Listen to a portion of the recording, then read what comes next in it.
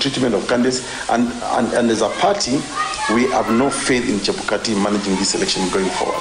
Justice Anthony Mrima declared Regulation 18(2)(c) of the Elections Act unconstitutional, even though it was the basis of the nomination process. Court faulted Chebukati for unconstitutionally amending Article 137(1)(d) in the presidential nomination process, which he termed as subjective and predetermined. The Third Way Alliance party leader now wants the ongoing preparation for the presidential race squashed and the nomination exercise of presidential candidates started afresh. Well, either of two things will happen. One, the nomination process for all the presidential candidates stands nullified because of this finding from the judge, which means Chebukati will have to start this process afresh. Number two, or then to invite all presidential candidates who met the provisions of Article 137 and to allow them to be in the ballot.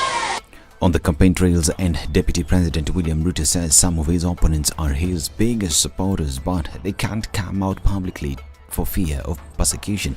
Ruto disclosed during the Kenya Kwanza rally in Isiolo County that he continues to receive calls at night from some of his perceived opponents who back his candidature. Na msijali, hawa viongozi wenu wote hawaniunge mkono mchana, lakini usiku wananipigia simu. Wananiambia sijui tunaogopa, sijui tumetishwa, sijui niliiba nini, sasa nikikuja kuunga wewe mkono nitafungwa. Sijui nitafungwa na DCI, sijui nitafungwa na nani. Lakini mimi nauliza nyinyi raia, kuna mali ya mtu mmechukua? Si uachane na wale ambao wanaogopa DCI, sisi tuunde serikali.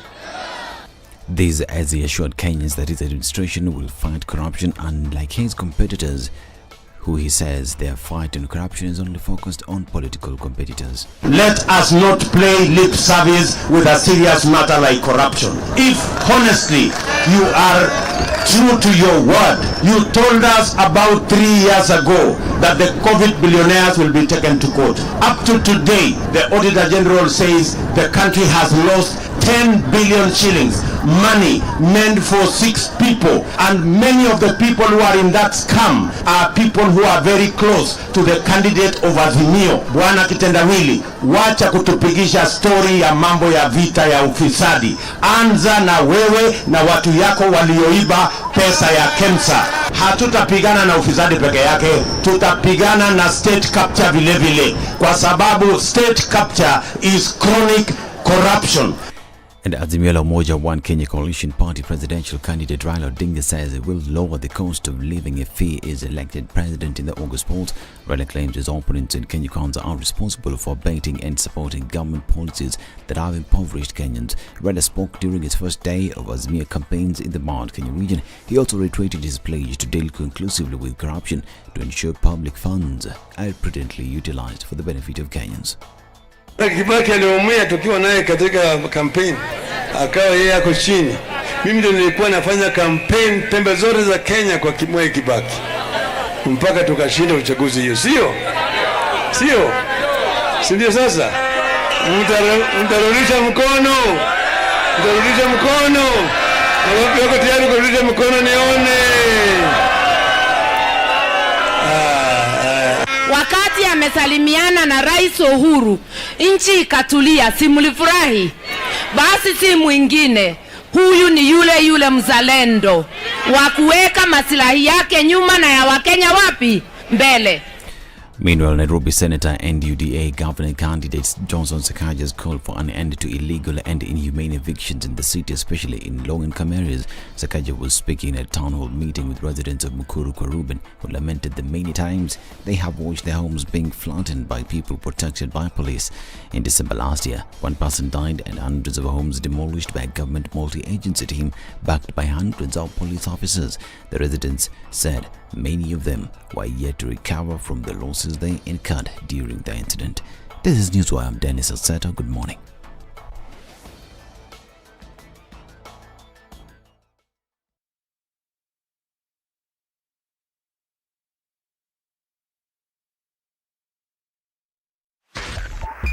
SpiceFM, Nyeri.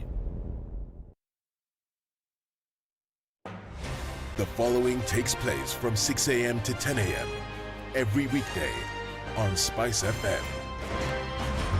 this nation has never healed genuinely from the 2000-2008 violence. We've never had a healing process. We've swept it under the rug.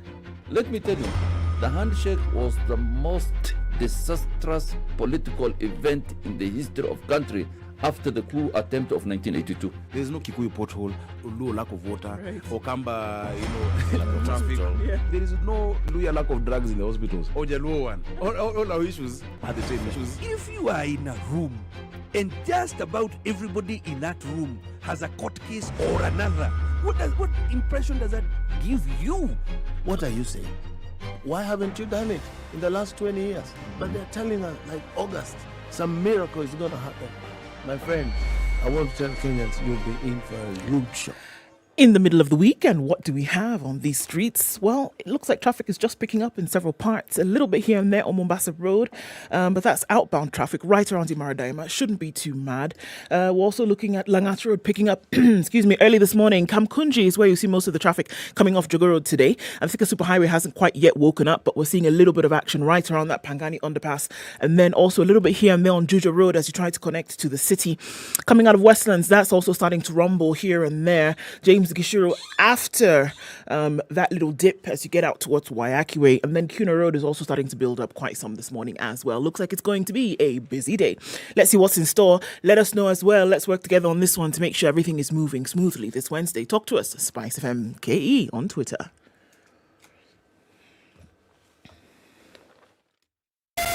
SpiceFM Malindi.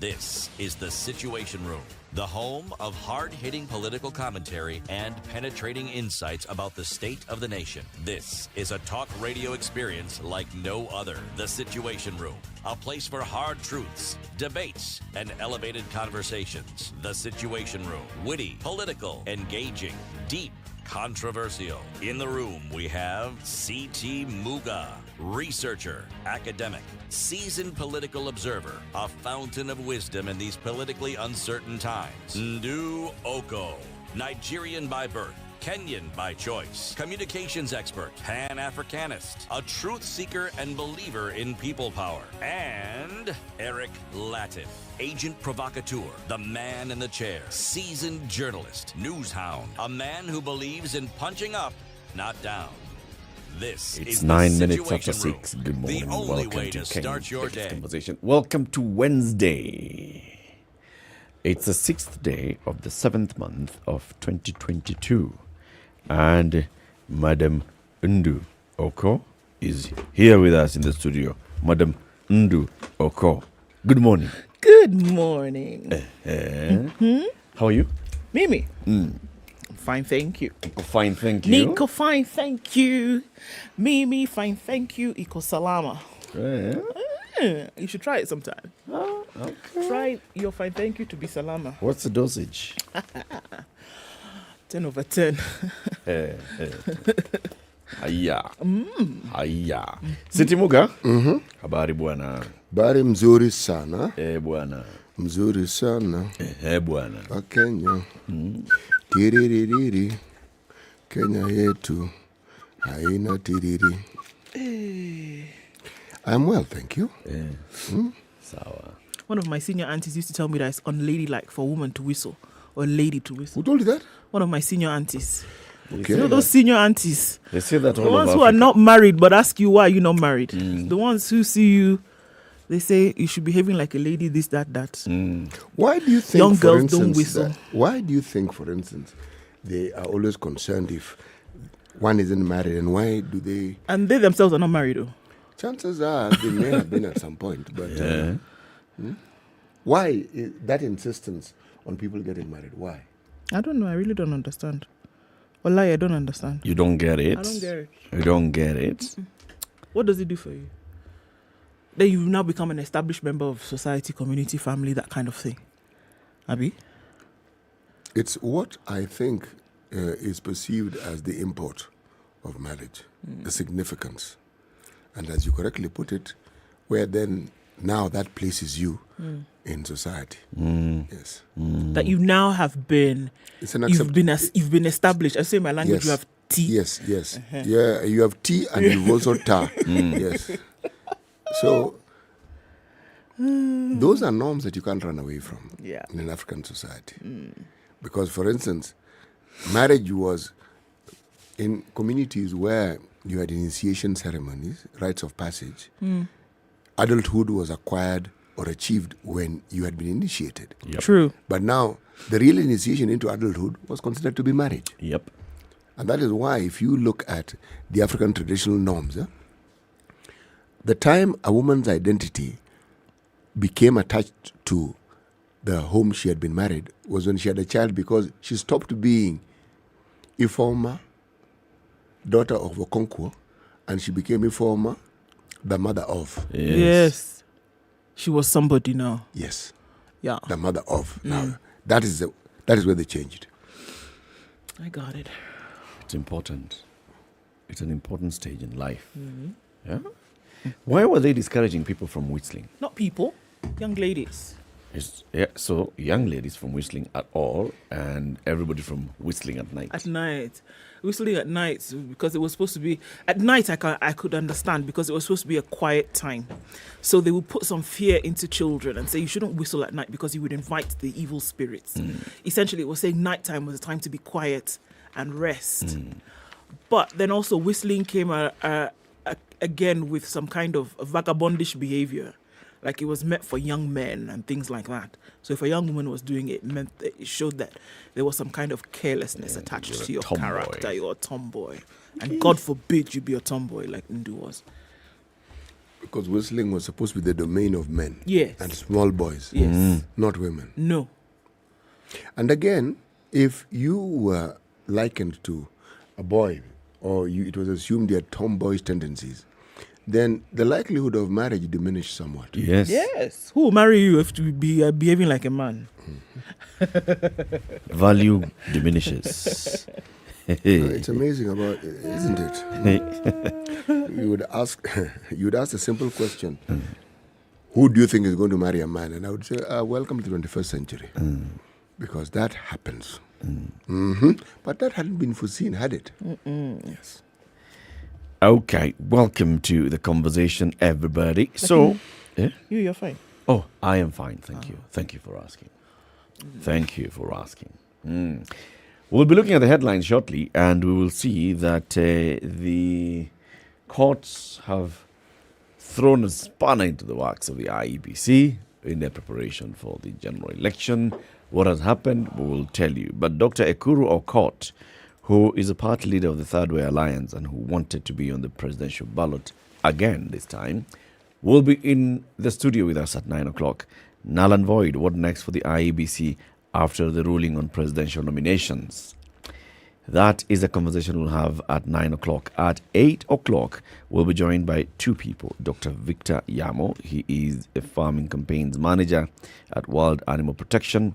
And we'll have Dr. Patrick Muinde, who's a research manager at World Animal Protection, talking about why commodification of animals is not sustainable. It's not good to look at animals and think of them as tradable commodities. Not sustainable for us. Not at all. They'll tell us exactly why and what they mean by that. John Joroge is the CEO of the East African Data Handlers Limited, and he'll be with us in the studio telling us why the presidential campaign teams are banking on tech experts for this election. Yes? Yes. Keep it here for this conversation and more.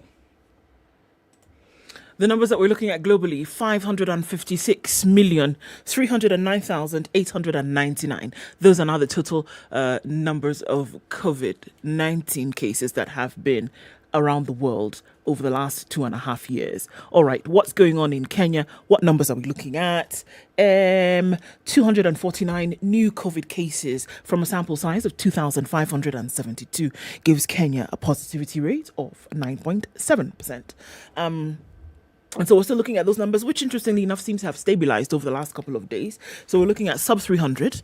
We had a couple of days when we're above 300 going towards 400, but it seems to be coming down.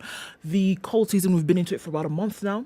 We were likely to see a rise in these cases, but the positivity rate so far has not gone beyond 12%. Of course, we're looking at the highest number of cases in Nairobi and then spread around the country, going, into as low as 1 or 2 cases in other counties. So what else are we looking at with COVID around the world? Still, these variants of Omicron seems to be spreading in different parts of the world. How worried should we be, of course, is the question.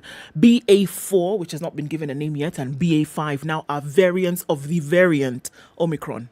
And those now seem to be spreading quicker around the world. But this is what we saw was going to happen, that, the flu was going to take on a life of its own.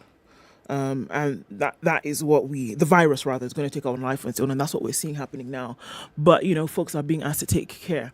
Hajj is happening soon, and we're probably going to see the largest number of pilgrims, the pilgrimage going then towards Saudi Arabia in the next couple of weeks. And of course there's a worry there, because what is going to happen if we're looking at spreading because we're looking at all parts of the world, right? Where people are traveling from. So it's a concern. World Health Organization has flagged this and said, look, we're getting into one of the largest movement of persons on the globe in a year. What are we going to do about it? The precaution is up. That's what you can do. You can caution people. You can ask them to be careful. Beyond that, there's very little you can do. So it's a watch and see kind of situation. That's what it looks like in terms of COVID. We are live streaming the show on SpiceFM KE, YouTube, Facebook, and Twitter. Have you downloaded Pocket by Mozilla? If you haven't, just go to Apple App Store or Google Play Store and download it. It's this fantastic app. You save great content on your device. You save it from anywhere and you read it everywhere. We'll be telling you more about this in the coming hours. Good morning.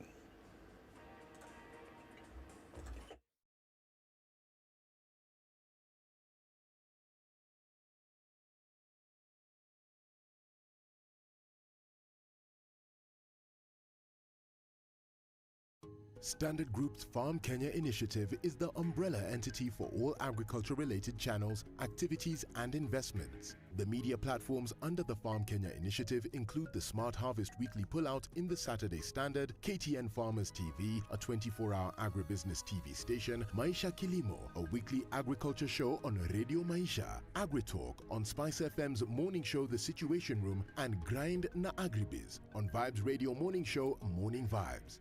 Find us online at www.farmers.co.ke, an integrated website that creates and aggregates agri-content, hosts a digital marketplace, and wide range of agri-data. Other platforms include specialized events such as the annual Mkulima Expo, quarterly Farmers Kenya Breakfast, and dedicated social media platforms at Farm Kenya 254. Farm Kenya, working to secure your growth.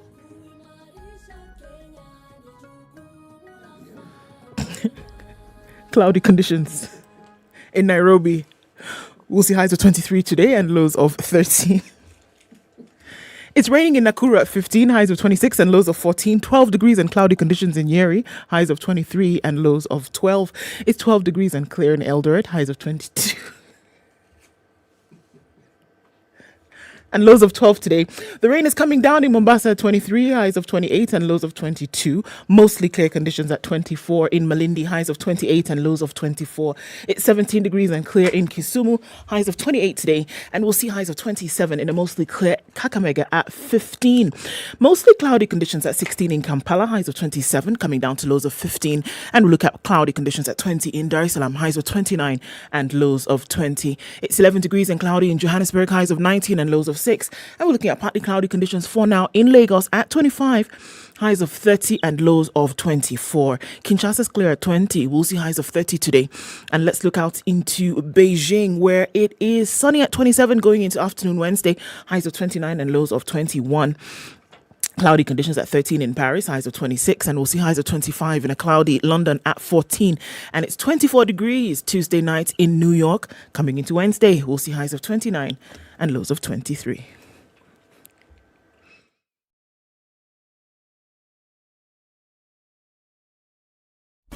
Classic Classic soul, R&B, smooth jazz, neo soul, and nostalgic ballads. Make some noise. Yeah. You're listening to Spice FM.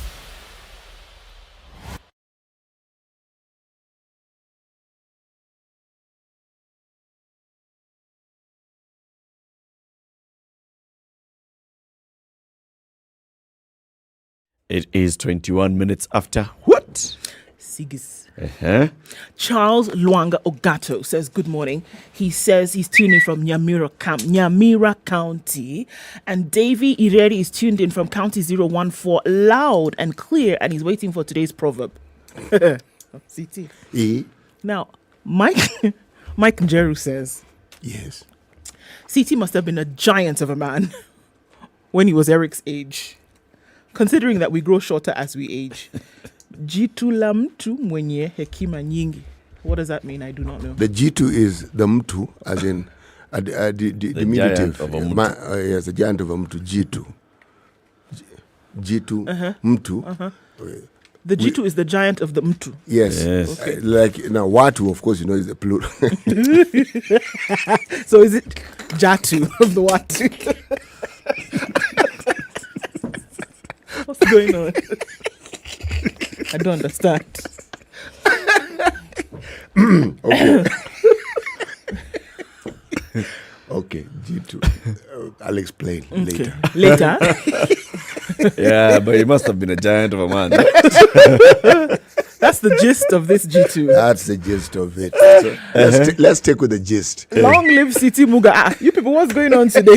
Yeketi says he's tuned in and says, long live City Muga. Wow. Okay. Faristo says, Hadi Mwisho Mpango Mzima was the situation room. Hadi Mwisho. We have a situation in the situation room, according to Ndakawawere.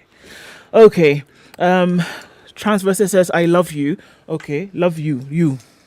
Okay. Today is that day. It's Wednesday after all. Okay, Shuaibu Jalo, very, very West African name, saying good morning from Kenem, Eastern Sierra Leone. Good morning to you. Tuning from Roiro, that's where John Courier is. And Kibagendi Lorna says good morning. Tuning from Kisi, Lodwa. Duncan is in Lodwa. And Mombasa, Robert Mbogo is there this morning. Mombasa also is where Evans Okuya is. Kimilili is tuned in and he's saying good morning to the people in Kibingay Ward. So good morning to you guys all. Laban says hello. Martin is tuned in. Charles is there with us. Thanks all for joining us. Karibuni and good morning. Good morning, everybody. Yes. You remember that? Yes. Yes. Now, there's this proverb. Yeah. I'm about to play the intro to the proverb. Yes? Okay. So here we go. Wait, what's happening?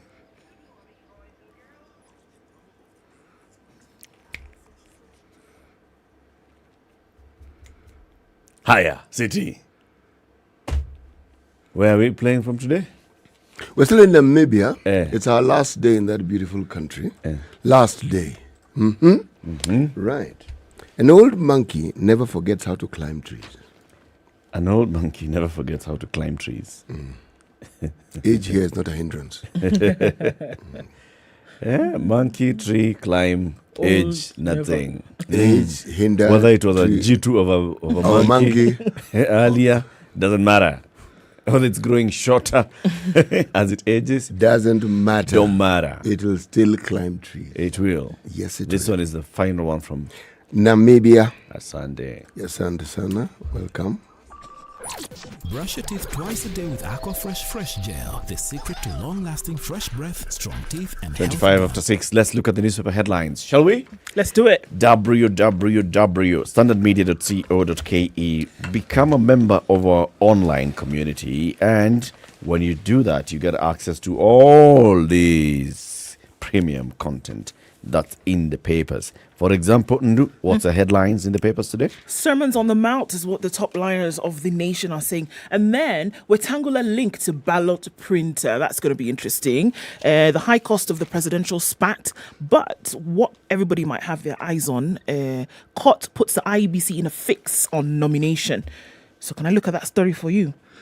Page 5 of the Standard today. The High Court has said stop the what? Stop the press, and has given independent candidates a lifeline.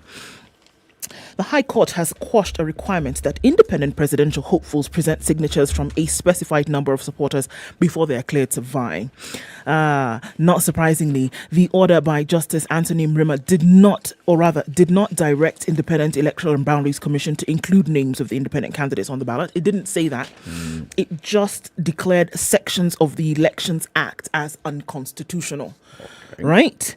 It, however, means that any independent candidate can petition the IEBC to have their name included on the ballot as an aspirant for any position.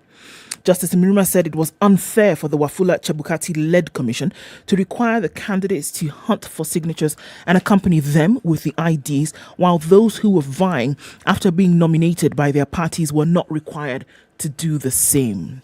The judge said the differential treatment was against equality and the right for all to vie or seek elective post. According to the judge, IEBC already has data on all persons who have been registered as voters. He said it can use the same data to ascertain if the person has the required threshold of support. At the same time, he faulted the IEBC for failing to give details of why it required the copies of the IDs and how it was to use and dispose the documents. According to him, IEBC was in breach of the Data Protection Act, as aspirants are not authorized by law to collect data. In this matter, whereas the Commission is seeking personal data, it was incumbent for the IEBC to explain the use of this data, the period it was to keep the data from independent candidates, and the manner it would be disposed of thereafter. The manner in which the Commission asked for the personal data was in violation of the Data Protection Act. He declared the section of the IEBC regulations that required independent candidates to submit signatures and copies of their supporters' IDs to be unconstitutional and quashed them. So, in as much as this doesn't mean, all right, just because we've quashed this, that your name then automatically goes on the ballot, what it does is that it opens the door for you as an independent candidate who was not then cleared by the IEBC based on this requirement to now go to the IEBC and say, hey, look here, I have everything else that you asked me to do. According to the court, I don't need to do this. So, listen, I would like to be on it. That's what it does. It opens the door for you to then go and do that. It doesn't mean now that because of Mrima's judgment that now that waves the magic wand and we're going to have 1,000 more aspirants on the ballot sheet. Where. Spanner. Works. Boom. Hey. Okay. Anyway, it's a process. Yeah. It's all about process. And in fact, I think I see what the judge is actually asking here. When you ask for this personal data, you're requiring people to submit their personal data. Okay? You must also have some fine print on exactly how you're going to use the data, how long you'll stay with the data, is it for posterity, and how is that data going to be handled to protect people's privacy. Where? You know, this one even goes beyond the IEBC now. Yeah? It does. Whenever you check into a hotel, they ask you for ID or passport, and they take a copy to keep. Yes. Mm-hmm. Now, with the data protection law and everything else, it actually now opens up that whole gate wide open, because it means whenever they ask you for your ID, they should also tell you, this is what we do. Yes. If we are going to just have a copy of your ID when you're resident with us, when you leave, we shall give you the photocopy. That's interesting, because nobody ever actually really thinks about it. Yeah. When somebody says, hand over your ID because you need to make a copy, you're spending a couple of nights here, whatever, you just give it because you think, okay, it's procedure. Yep. They need to have my data on record because I'm staying here for a couple of days, right? You don't really think about where this could land in the future. Or what Consider they could do with even when you join a financial institution as a member, say, of a SACCO, right, or you open an account. Same process. Now, that data is available to very many people who work in those institutions. Yes. Okay. Remember the stories we heard of people checking their details in the portal of the registrar of political parties. Yes. And you are shocked to find you are in some strange party. Yep. Remember the conversation we were having with the acting chairman of NAC Kenya? Yep. Yes. Now, it suddenly makes sense. You have actually made it possible for certain details to be available. All individuals in this country who own phones, rather own SIM cards, not the phone. Those details also are in that domain. My goodness. Data protection. It's a big deal. It's a big conversation here. Yes. No, it's a massive conversation. Yeah. It's huge. It's huge. Because my argument all along to the independents and all is really, you are looking to win a presidential election. You're looking to garner 9 million supporters. Now, surely, should it be so difficult to convince 46,000 people to actually endorse your candidate? It shouldn't be. Shouldn't be an issue. Yeah. And if I can leave my ID with the receptionist at a hotel to make a photocopy and bring it back to me, or I can give my ID to all these other institutions, surely why not somebody who I support to be my next president? What about these buildings we keep going into and you ask them to actually deposit your ID? Yes. So you deposit your ID, go up, and then when you're leaving is when they hand over the ID. Do you know what happens to your ID while you are away? Even in 5 minutes, man. So, well, what? It's a big one that Anthony Mrima has unleashed here. But the thing that if you read that article, he did not give any instructions to the IEBC. No, he didn't. No, he didn't. He's just opened the door. So if you then wish after that, it is incumbent on you, the aspirant, to then go to IEBC and say, look, with this order, certain things then can happen. Will you then allow me to be on the ballot? These same IEBC who have given themselves the powers of interpreting Do the you law. think they'll find something else? I'm telling you. They'll be congratulating yourself in hallelujah. Go and tell them. They'll tell you where. They will also tell you after you told them. Where? Anyway, Musijali. It is 28 minutes to 7. This is the Situation Room, Kenya's biggest conversation. The Communications Authority is the regulator of all communication in the country. Whether you're talking about internet connectivity, whether you're talking about mobile phone connectivity, or whether you're talking about consuming information online, they have regulated all that. And they're also the ones who license the companies that do that, including SpiceFM and all the other media houses. Yes, we'll tell you more about what else they do as the show goes on. Let's take a look at traffic. This is the Situation Room, the only way to start your day. Are you looking for employment and are tired of sending job applications without any response? Gone with no response? Tarmacking is now a thing of the past thanks to Skiza. Dial star 811 star 1 star 21 hash and subscribe to a ringback tune that reflects your qualifications only for 1.5 bob a day. And your callers will know your credentials and send you opportunities they come across. Set the tone with Skiza.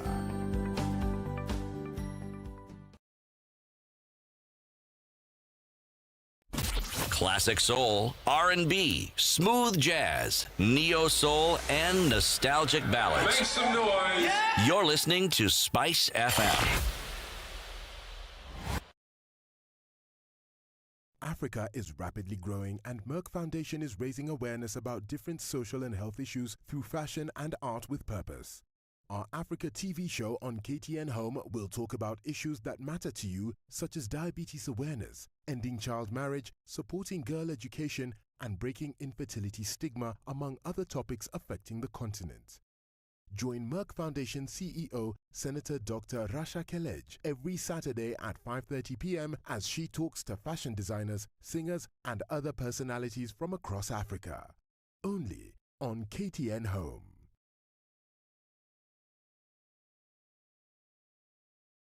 Do you sometimes come across all this interesting and amazing content online and before you know it, you're 10 tabs in?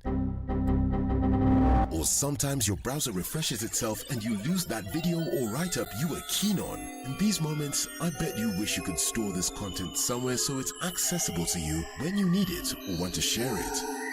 Well, you can. It is as simple as putting it in your pocket. Thanks to Pocket by Mozilla, you can curate what you love, save it to your list, and access it even when you're offline. It gets better. You have the option of listening to your favorite articles, and before you ask, of course you can watch. Traffic is piling up in Nairobi this morning, and we're looking at it doing the thing on the Thika Superhighway coming into the city, right around the Pangani underpass, and then through to Wangari Maathai Road. Muranga Road also starting to pile up here and there. James Gishuru is still looking pretty good for now. now. The pitter-patter of traffic is about to begin. Don't forget that you can use the Red Hill Link Road to get off the madness that might be on Waiyaki Way this morning. Looks pretty good on Mombasa Road, not too much of an issue. The Southern Bypass is looking splendid. There's an opportunity for you to get into the city really quickly. North Airport Road, however, going towards the Eastern Bypass, a little bit of a clog up here and there. And you're going to look at that usual traffic that holds you up at the junction of the AP Training College. So that is already looking like a bit of madness. Jogo Road is piling up as well as you go towards Landis and then out towards Kamkunji. But, it's just a little bit here and there. Let's look at around 7 o'clock and see what it looks like. For now, you're in good stead. Talk to us on SpiceFM KE on Twitter. Let's keep things moving this morning.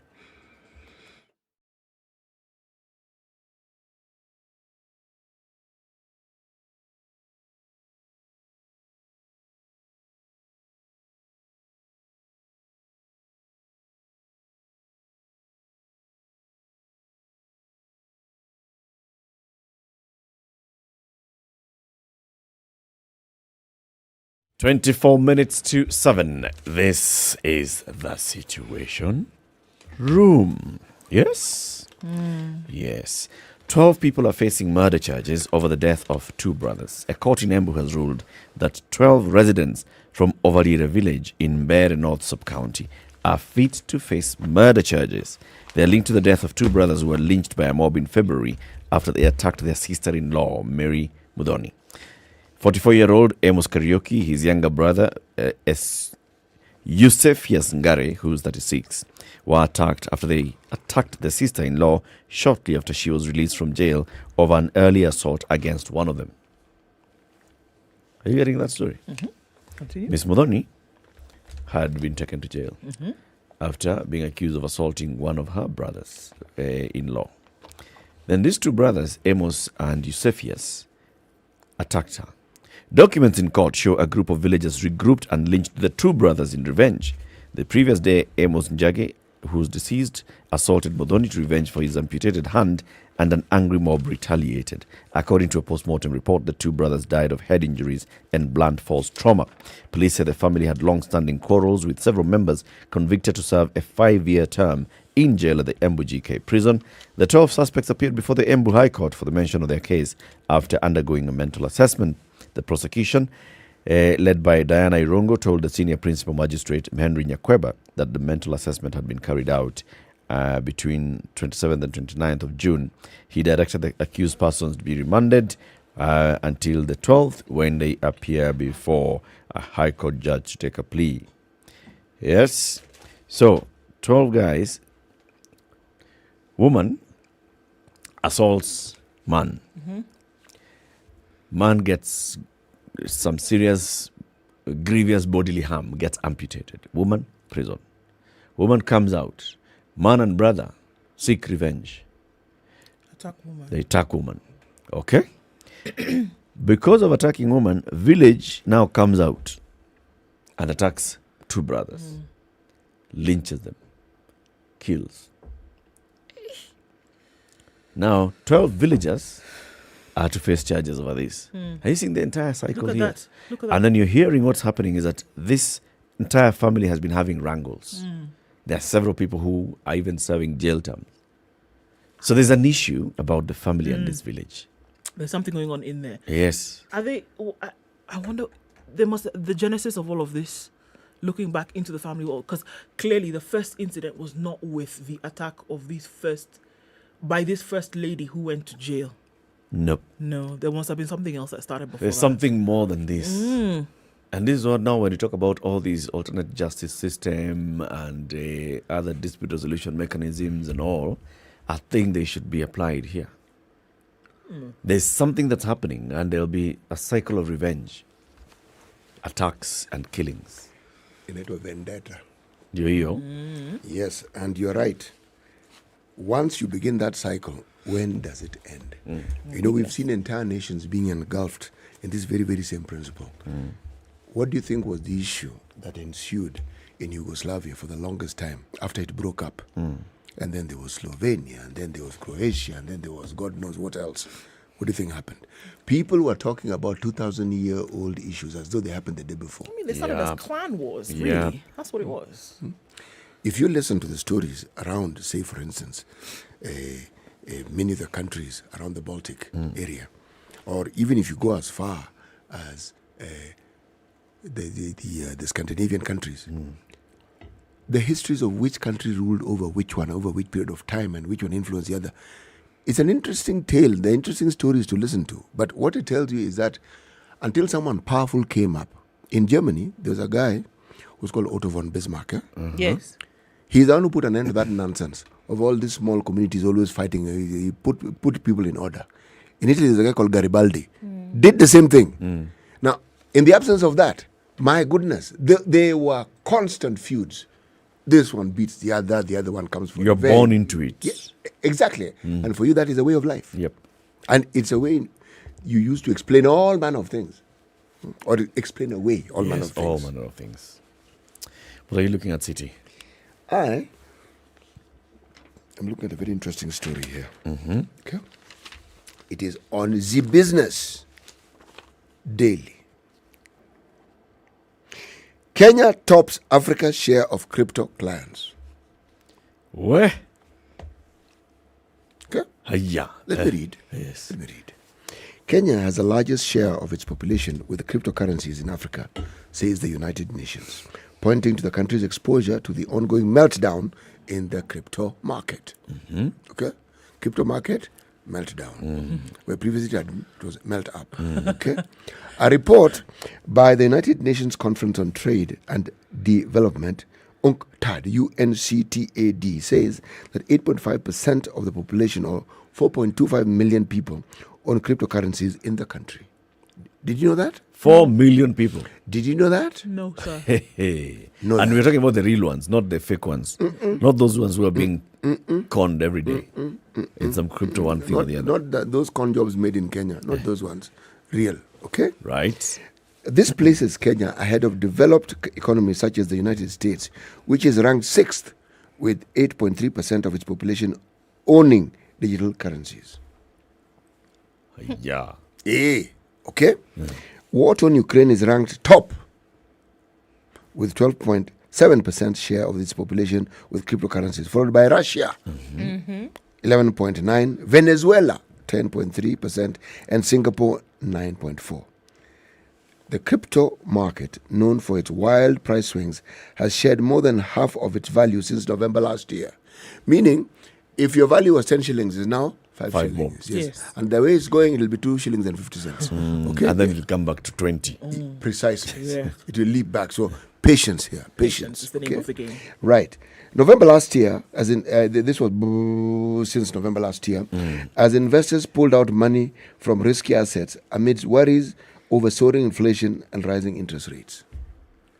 Turbulence isn't just in public health. It's not just a question of COVID. It isn't just a question of fuel costs rising. It isn't just a question of food prices soaring. It looks like everything that has to do with the economies of the world seems to be right now in the doldrums. Right. Yes. Now, why this concerns me is not because of the cryptocurrencies. No. That, for me, cryptocurrencies is like discussing uranium on the planet Mars. Same. Okay? How it is that the issues we speak about globally are affecting us to the point where the number of people who are destitute in this country keeps rising. Yes, it does. This one, I'm a dog with a bone and I will not stop talking about it.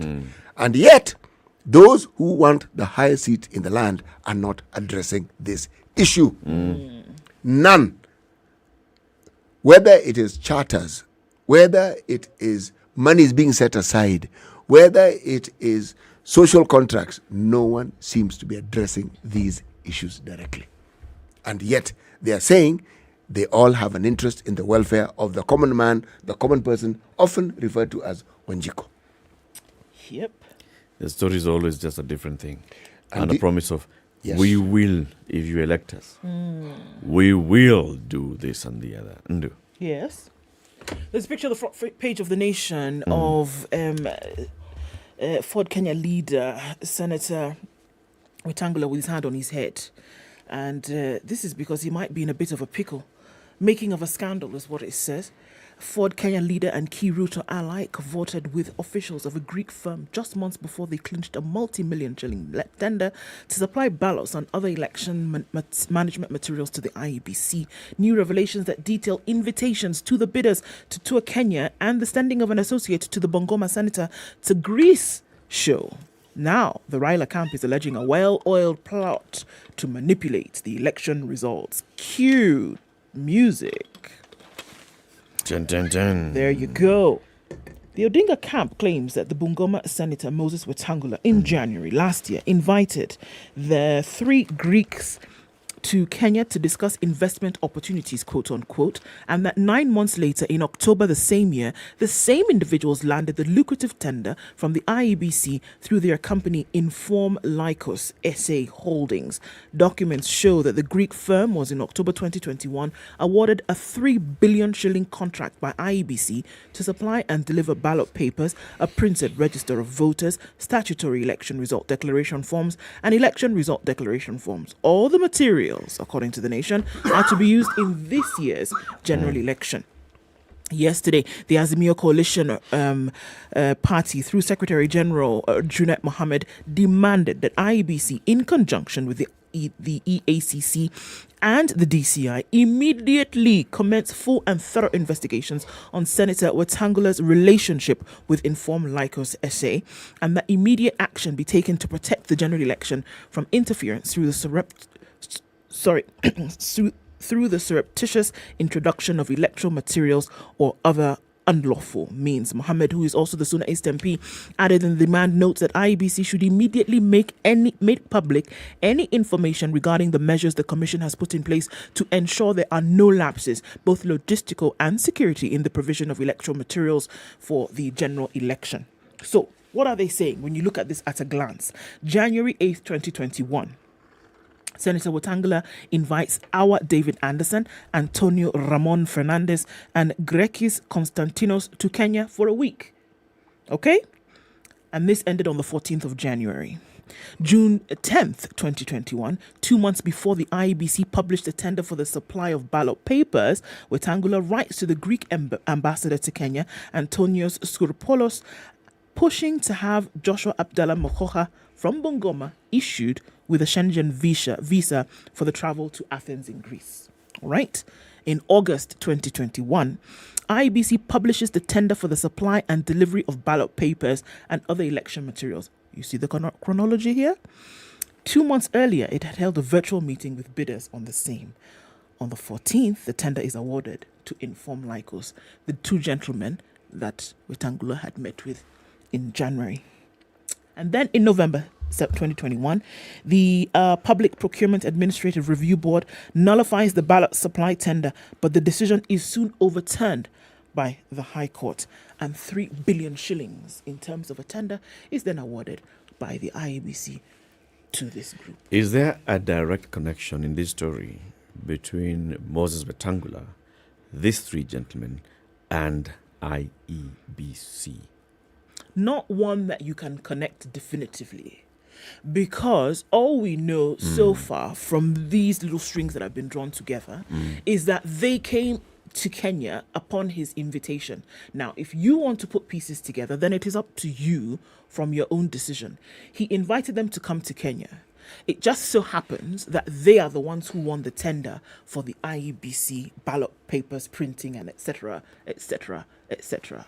Are they the only ones who came to Kenya? And then there's a Bungoma man who went to Athens. Yes, and Wetangula happens to have pushed the ambassador to get this Schengen visa for this gentleman to go to Athens. Understandable. Do you see now? Those things happened. Were they the only people who came to Kenya? Yes. Oh, no, are they the only people who made a bid for this particular tender? And if they aren't, who are the others who made a bid? Did they also come to Kenya? Were they connected with somebody else in the government? Yes, did somebody? Because if you want to connect it, you will connect it up to Chebukati. Yes, you can. And ask, where does he come from? Okay? He comes from Bungoma County. Okay? Wetangula comes from Bungoma County. Yes. But those are loose connections. Yes. All right? Anyone who wants to make a bid on something that is national, what is the strange thing about that person visiting that country? Not even that. Is this visit directly connected to later tenders bidding. and bids, or were they coming to do something else? Visit their friend Moses, kind of thing. Or any other business. Other things to be First done of in the all, country. there is the assumption. Are they only in the business of printing ballot papers? Yeah. What else do they do? You see, the assumption is that they are Wetangula's friends. Yes. Ask the question, businessmen, do they not take the initiative to find out who they can talk to? Or who might be able to lay the groundwork for them? It's businessmen who normally make those moves. Yeah. Let me ask you something. Ask me. Even if, let's just go and take this Even. Let's take it to the end and say, okay, yes. Even. Nani got the thing, right? For his friends, and they got... Do you know what we're saying? Essentially, this allegation then being brought by Azimio, or rather the speculation then being brought up now, is that there could be something untoward, an opportunity or a chance being created to have some kind of mishap with the election. And that is what they're asking to be looked into. Is it not possible that even if a guy has done some quote-unquote legit business, that the ballot papers are in order, that the election materials are actually in order? It just happens to be that he's on the other side of the divide, but maybe he's done some legit business here. You know? Look. And is there a problem with that? No.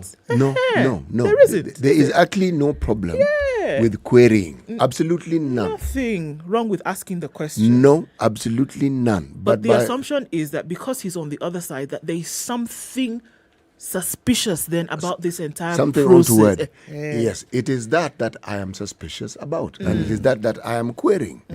Yes, the likelihood may exist. But it's being presented as though it's a fait accompli, meaning the likelihood is the reality. And I'm saying, no, not quite. So now maybe this is why they're asking these bodies, the EACC, the DCI, to now start asking questions about chronology. How did this happen? Who was connected? What happened here? Just tell us. And if you find that there's no, double in the detail, then it should be all right. Let's just go ahead. I agree. If there's nothing wrong, then let's go where?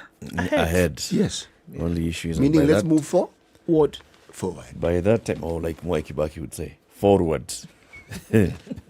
By that time, you'll have planted a seed of doubt on legitimacy of a process. Maybe there is absolutely no connection. Moi University has issued redundancy notice to staff. Over what? Financial woes. The financial woes facing Moi University have worsened after the university's management issued a redundancy notice on Monday. In a memo addressed to the University Academic Staff Union, dated the 4th of July, Vice Chancellor Professor Isaac Kosgei said the institution has been struggling to stay afloat and is unable to sustain its growing wage bill.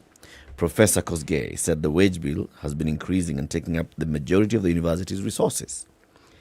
As you're aware, the university has been facing difficulties in meeting its wage bill obligations. Over the years, the university wage bill has been increasing, currently taking up 70% of the capitation from the exchequer. 70%. With the continued decline of revenues, the university is unable to sustain the growing wage bill, and as such, it has become necessary to undertake right-sizing of the human resources to ensure sustainability of the university and its operations. The memo also says the university is considering a reduction in staffing levels that will call for compulsory redundancies. The number of staff set to be laid off has not been stated, however. Last year, the university admitted it was insolvent with a debt which had accumulated to more than 4.5 billion shillings. The Auditor General's report of 2020 indicated the university's revenue for the year ended June 2020 was 7.8 billion against an expenditure of 8.3 billion, therefore recording a deficit of 500 million shillings. All those things, Moi University, how did it get to this point? How did it get to this point? Because, guys, look. This is not one of the new universities. Exactly. That's what I was going to say. You're looking at an established university, which up until just 3 short years ago, one of the go-to academic institutions in the country. And now we are saying insolvent 3 years later, after you had maintained that position for how long? Some of the cream went to this university. Moi University had many campuses. It's an enigma. Let's just be honest. Maseno used to be a campus of Moi University. How did it get here? Egerton used to be a campus of Moi University. And all the others. In 2016, it closed Kericho and Nakuru campuses in response to a government directive on education standards in tertiary institutions. In 2017, the School of Law survived an attempt to have its doors shut after the Council of Legal Education barred the university from offering a law degree program. How do you get to this point? Then, is there any parallel to be drawn with politics? Remember, this is the same university where the local leadership, led by a governor, had taken to the streets demanding that the vice-chancellor must be a local. Yep. Same. Hey, Mungu saidia. And was their wish granted? Yes. Mm-hmm. So, we now have an outcome, don't we? You can see. And if 1 + 1 = 2, then yes, it means 1 + 1 does equal 2. The truth of the matter is, the moment sentiments other than those that will promote the mandate of that particular university take center stage in the institution, then anything that can possibly go wrong will go wrong. Yes. By the time you're seeing that the wage bill is 70% of the capitation that you're getting from the exchequer. there's a problem. Oh, it's not a problem. This is a massive problem. It's catastrophe. It means that you hired people left, right, and center on political grounds. On political grounds. And City, one final story. Right. Since it is one final one, why don't we look at the Star? Okay. Page 2 of the Star. Kenya third worldwide in teen pregnancies, MOH. If you're looking for something that puts us on the globe and on the map, something for which we take near top position, it is this one. Not a positive thing. No, it really isn't. Kenya is ranked third in the world in cases of teenage pregnancies, according to data presented by the Health Permanent Secretary, Susan Mochache, yesterday. She also revealed that at least 98 children aged between 10 to 19 were infected with HIV on a weekly basis in Kenya. Every week, 98 Yes, between children. 10 and 19. Now, what does that tell you? They're sexually active. Precisely. Now, the government data showed that 1 in every 5 adolescent girls in the country was pregnant or already had their first child. Let me repeat that so that you hear it properly. The government data showed that 1 in every 5 adolescent girls, 1 in 5, fifth, in the country was pregnant or already had their first child. And I continue. And this one I quote. This is what is attributed to Dr. Susan Mochache. 1 in every 3 mothers visiting antenatal clinics across the country was an adolescent between the ages of 10 and 19. Okay. Where are the gaps? Mochache was speaking during a sensitization exercise at the Mathare Youth Sports Association. The event was organized by the National AIDS Control Council. The exercise was aimed at reducing the triple threat of new HIV infection, teenage pregnancies, and gender-based violence currently plaguing young people. Okay? Hey, I have some conspiracy theory, but okay. Let's listen to conspiracy. Let's go to the news first. Right. Yes. Yes. We've had how many institutions dealing with HIV in this country? The National AIDS Control Council, NASCOP, and all those others, KEMRI, and all those others for many years, over 20 years. And we're still ranking 3, and we're still seeing teenagers who are born within the period where these institutions have been in place. Yes. That young people are more afraid of pregnancy than HIV. Oh, that has always been the case. In fact, 9 counties alone carry the total burden of teenage pregnancies in the entire country. News first. We'll talk about this. Yes. Good morning, 7 a.m.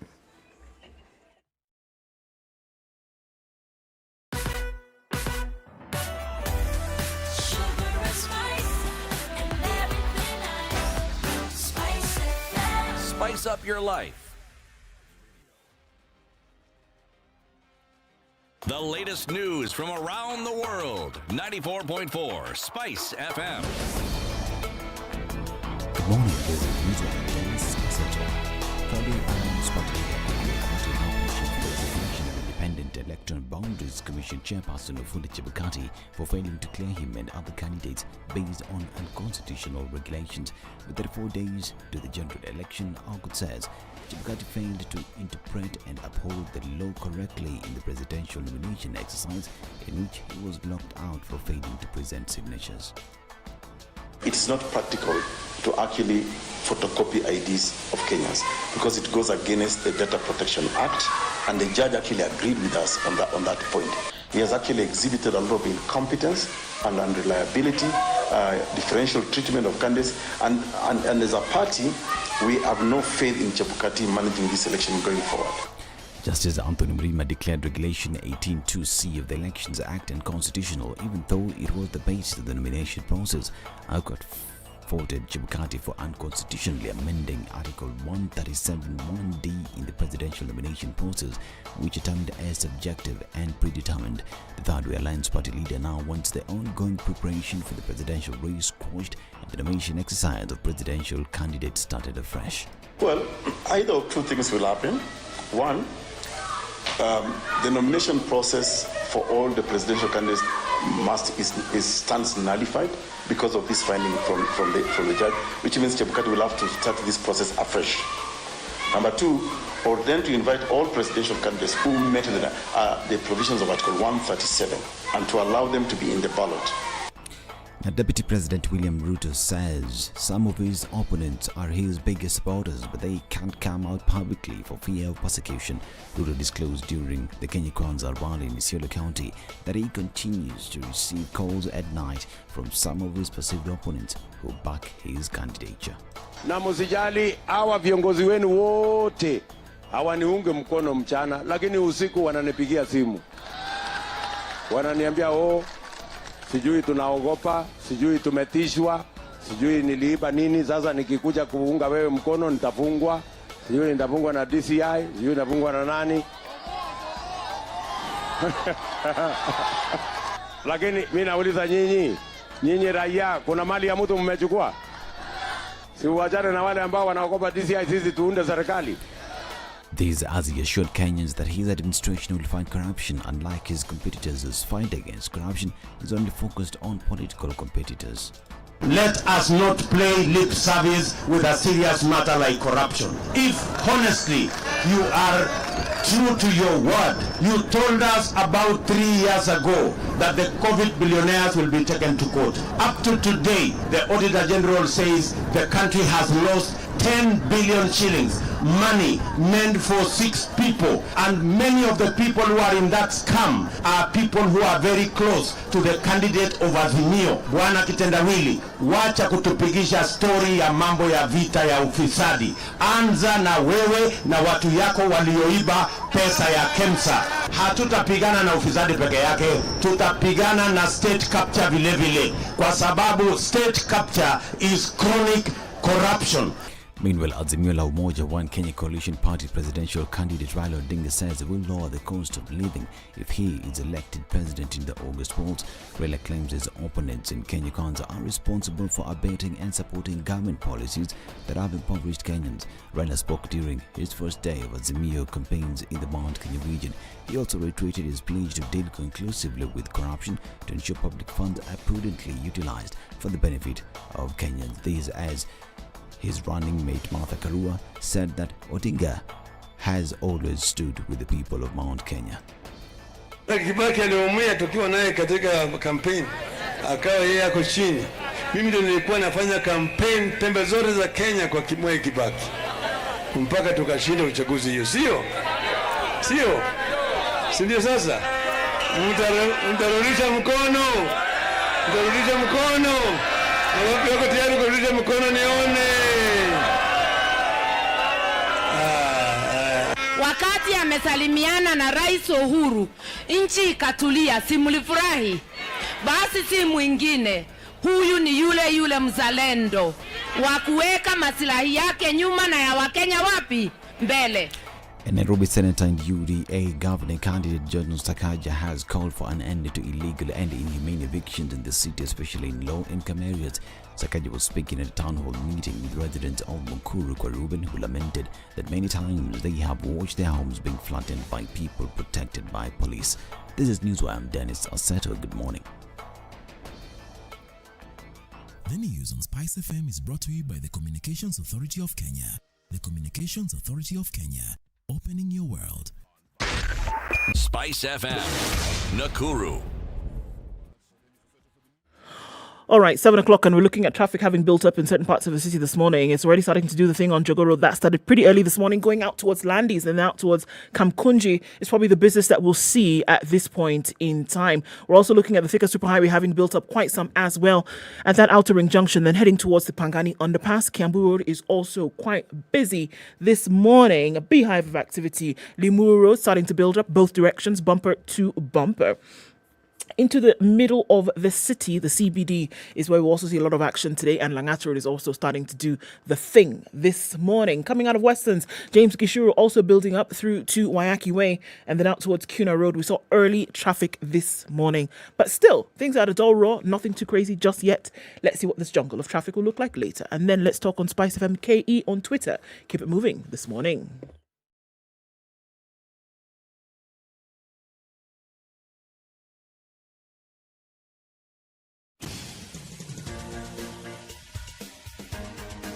This is The Situation Room, the home of hard-hitting political commentary and penetrating insights about the state of the nation. This is a talk radio experience like no other. The Situation Room, a place for hard truths, debates, and elevated conversations. The Situation Room, witty, political, engaging, deep, controversial. In the room, we have C.T. Muga, researcher, academic, seasoned political observer, a fountain of wisdom in these politically uncertain times. Ndu Okoh, Nigerian by birth, Kenyan by choice, communications expert, Pan-Africanist, a truth seeker and believer in people power, and Eric Latiff, agent provocateur, the man in the chair, seasoned journalist, news hound, a man who believes in punching up, not down.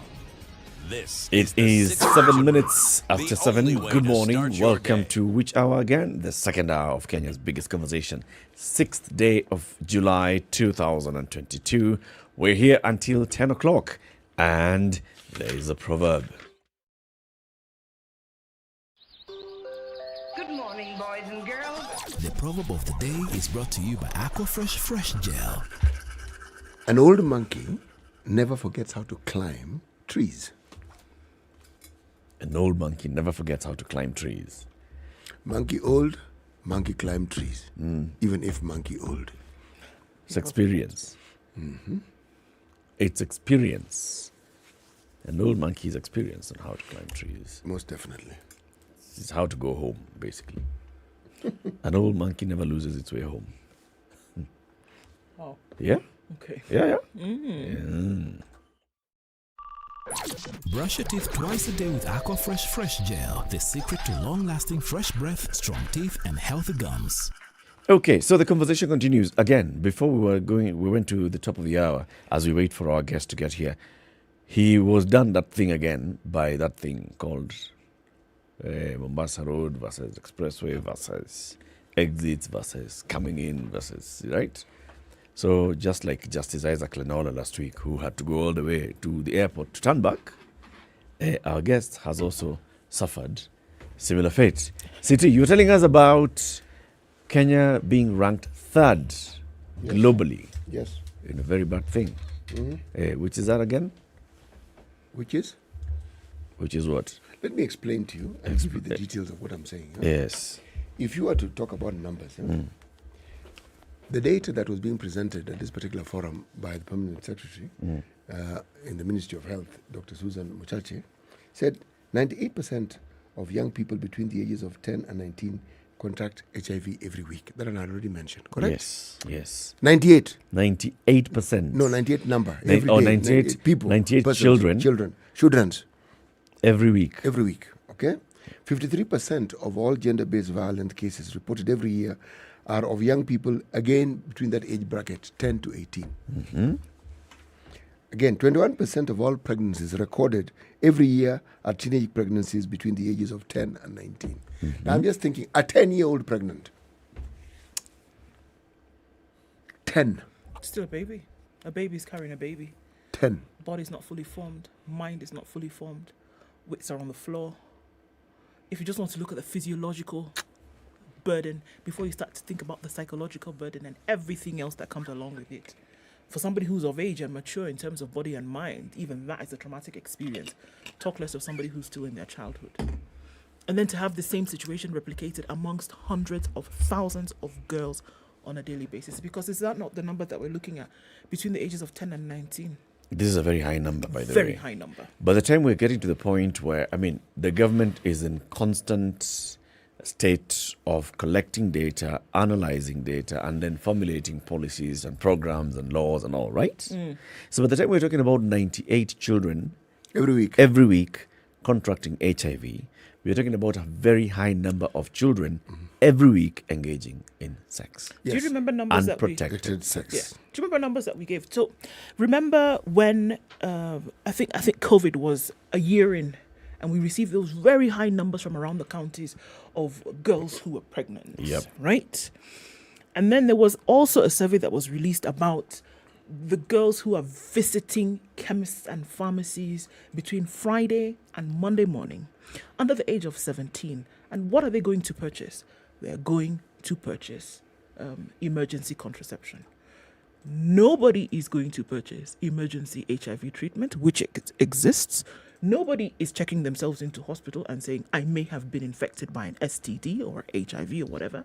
Nobody is buying, very few are buying condoms. And remember, what they're doing is getting emergency contraception because the fear of pregnancy, folks, far outweighs the fear of getting an STD or HIV. Far outweighs. So yes, they are sexually active between those ages. And the fear is not for HIV. My question is, what has the government been doing in the last, say, 10 years with this data? Because they've been seeing. Well, we've heard from the National AIDS Control Council, for example, this kind of concerns being raised, okay? We've heard from the others, this kind of concerns being raised. The question is, so what's the government doing about it? We got to a point, 30 years ago, when Mzee Moi actually did not want to declare HIV and AIDS a national disaster. But he said, we need to focus on HIV and AIDS, right? And we had these institutions established, and we had a lot of money then allocated to the fight against HIV and AIDS from various facets, right? What has the government been doing now with addressing this issue of children engaging in unprotected sex, getting exposed to HIV, contracting HIV? We'll have perhaps a more profound discussion when we bring in people who are experts in this field. But the thing is, for the longest time, the burden and the responsibility of anything to do with HIV was in the hands of the donors. Okay? So the government's role was to sit back and watch that donor money work. Because it even supported some of these things about child maternal health care and so forth were also supported by these same funds. Yeah. Okay, so part of the problem that we're now seeing is when those funds were reduced. Remember, PEPFAR came in when HIV was considered a global emergency. 10, 15, 20 years down the line, it still can't be an emergency. So the funding went down. So some of the problems we're seeing are as a result of the funding going down. Yes, and the government not picking up where the donor funding had actually taken up the responsibility. Okay. So queuing the donors. Well, that is how the government also always looks at such matters. Yes. Yes. Okay. Our guest has arrived after doing that whole about turn. He's here. George Njoroge is the CEO of East Africa Data Handlers. Good morning, George. Morning to you. How are you? Very well, thanks. Thank you very much for joining us Thank in you for Kenya's having me. biggest conversation. Welcome, occupying the hot seat. Make yourself comfortable. What happened again on the road? Just for everybody to understand this. I think some of us who are not used to the exit way. someone don't get the idea that where the exit points are. And I think if you don't cue it in your head exactly where you need to exit, I mean, you'll be forced to go to airport like I was, then turn back, then at least try and get your way back into the whole thing. So you went all the way to the airport. And then turned back. And then turned back. And then came back. Went all the way to Airtel. Yes. Southern Bypass. Then came down again. Yes. Don't worry. Karibu. You're here. Asante sana. And thank you for joining us. Asante. Who is East Africa Data Handlers? Well, we are a specialty data house. I think we specialize in digital solutions. But largely, a lot of what we do is what is considered cybersecurity. Any of some of the most problematic cases you found that required forensic experts to come in, we've largely been involved. So you think of any case that went to court and required an expert who would speak on it digitally, then we are the guys who came on board on that basis. So cybersecurity. Yes. And when you say data handling, you have to ask yourself, what does that mean? I mean, we do business continuity solutions. So we try and look at the business and see how well do we make it continue. But primarily, we have skewed ourselves to where the new age crime is seated. Hackings that affect businesses, that affect countries and all, is where we've largely been involved. And trying to decipher the bigger problem is, how did it happen? How do we avoid it? And if we, for instance, have been hacked, or the new age crime of like ransomware, how do we ensure that we are not ransomed? So ransomware is where, for instance, somebody comes in, locks your entire files, puts a password on it, and calls and says... On your own machine? On your own machine. Which is in your own office or home? Which is exactly what you put even in your own iPad or laptop. And then says, bro, you better pay me maybe $1,000 or $10,000 and send it on Bitcoin or whatever crypto they would like to be paid in, and I'll give you the key. Otherwise, you'll not be helped. Have we seen such cases in Kenya? A lot. We read about such cases internationally. Kenya. You're saying reading? We see movies. Yes, we actually see movies about such things. Well, I think... Does it happen in Kenya? A lot. I mean, our data handlers, we find ourselves handling these kind of things maybe every month. There's always a huge entity that has been hit. Every other day, some of us are hit, but entities that are sizable enough have these kind of problems. And largely because we are a human entity-run business. So one of our brothers in the entire setup likes watching maybe porn or clicks into a thing or two that necessarily leads them to a place where they open a door and then hackers get access to their machine.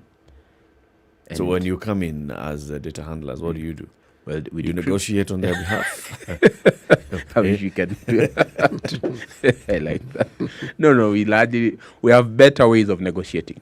So we'll decrypt the entire data for them, and we will pick that and decrypted data, and we will use it and have them use it normally. When you say decrypt, what do you mean?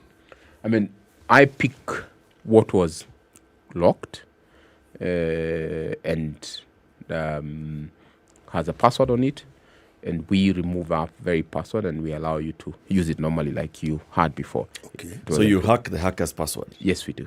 Okay, so how then do you prevent such an individual from coming into this same harm yet again? That's exactly now what data handlers now comes and do. There's something called vulnerability and penetration testing. We'll come always and check how vulnerable are you, how penetrable you are, and if somebody can penetrate you, then check how likely you are to be penetrated, and then align you towards fixing those issues. Okay. Yes. Now, what are the things that make you vulnerable? Well, the biggest thing that makes you vulnerable is humans. We are reckless in nature. Your password, I guess, is your last name, the nickname your mother liked calling you, your child's favorite child's name. Those are things that we are consistent on that. Things basis. you can remember easily. Things that you will, and then that password is consistently across everything: your Facebook, your Instagram, your bank account, online banking. I mean, you get one and you have the whole thing, and the only thing you add is a 01, 05, or 2022 at the end. You ask, let's poll here. He's a bit worried because that's exactly what his password is right now. No. So he's thinking, oh God, I have to change this. No, what I have is his favorite dog, and he didn't mention that, so I'm quite safe. So, I mean, these are the normal passwords. I mean, they are our pets, our wives, our girlfriend names, everything that we want to. Brother, you had to put wives after pets. Followed by girlfriends. And girlfriends. Okay. All right. Talking about elections, because that's the conversation that we'd like to have with you today. Yes.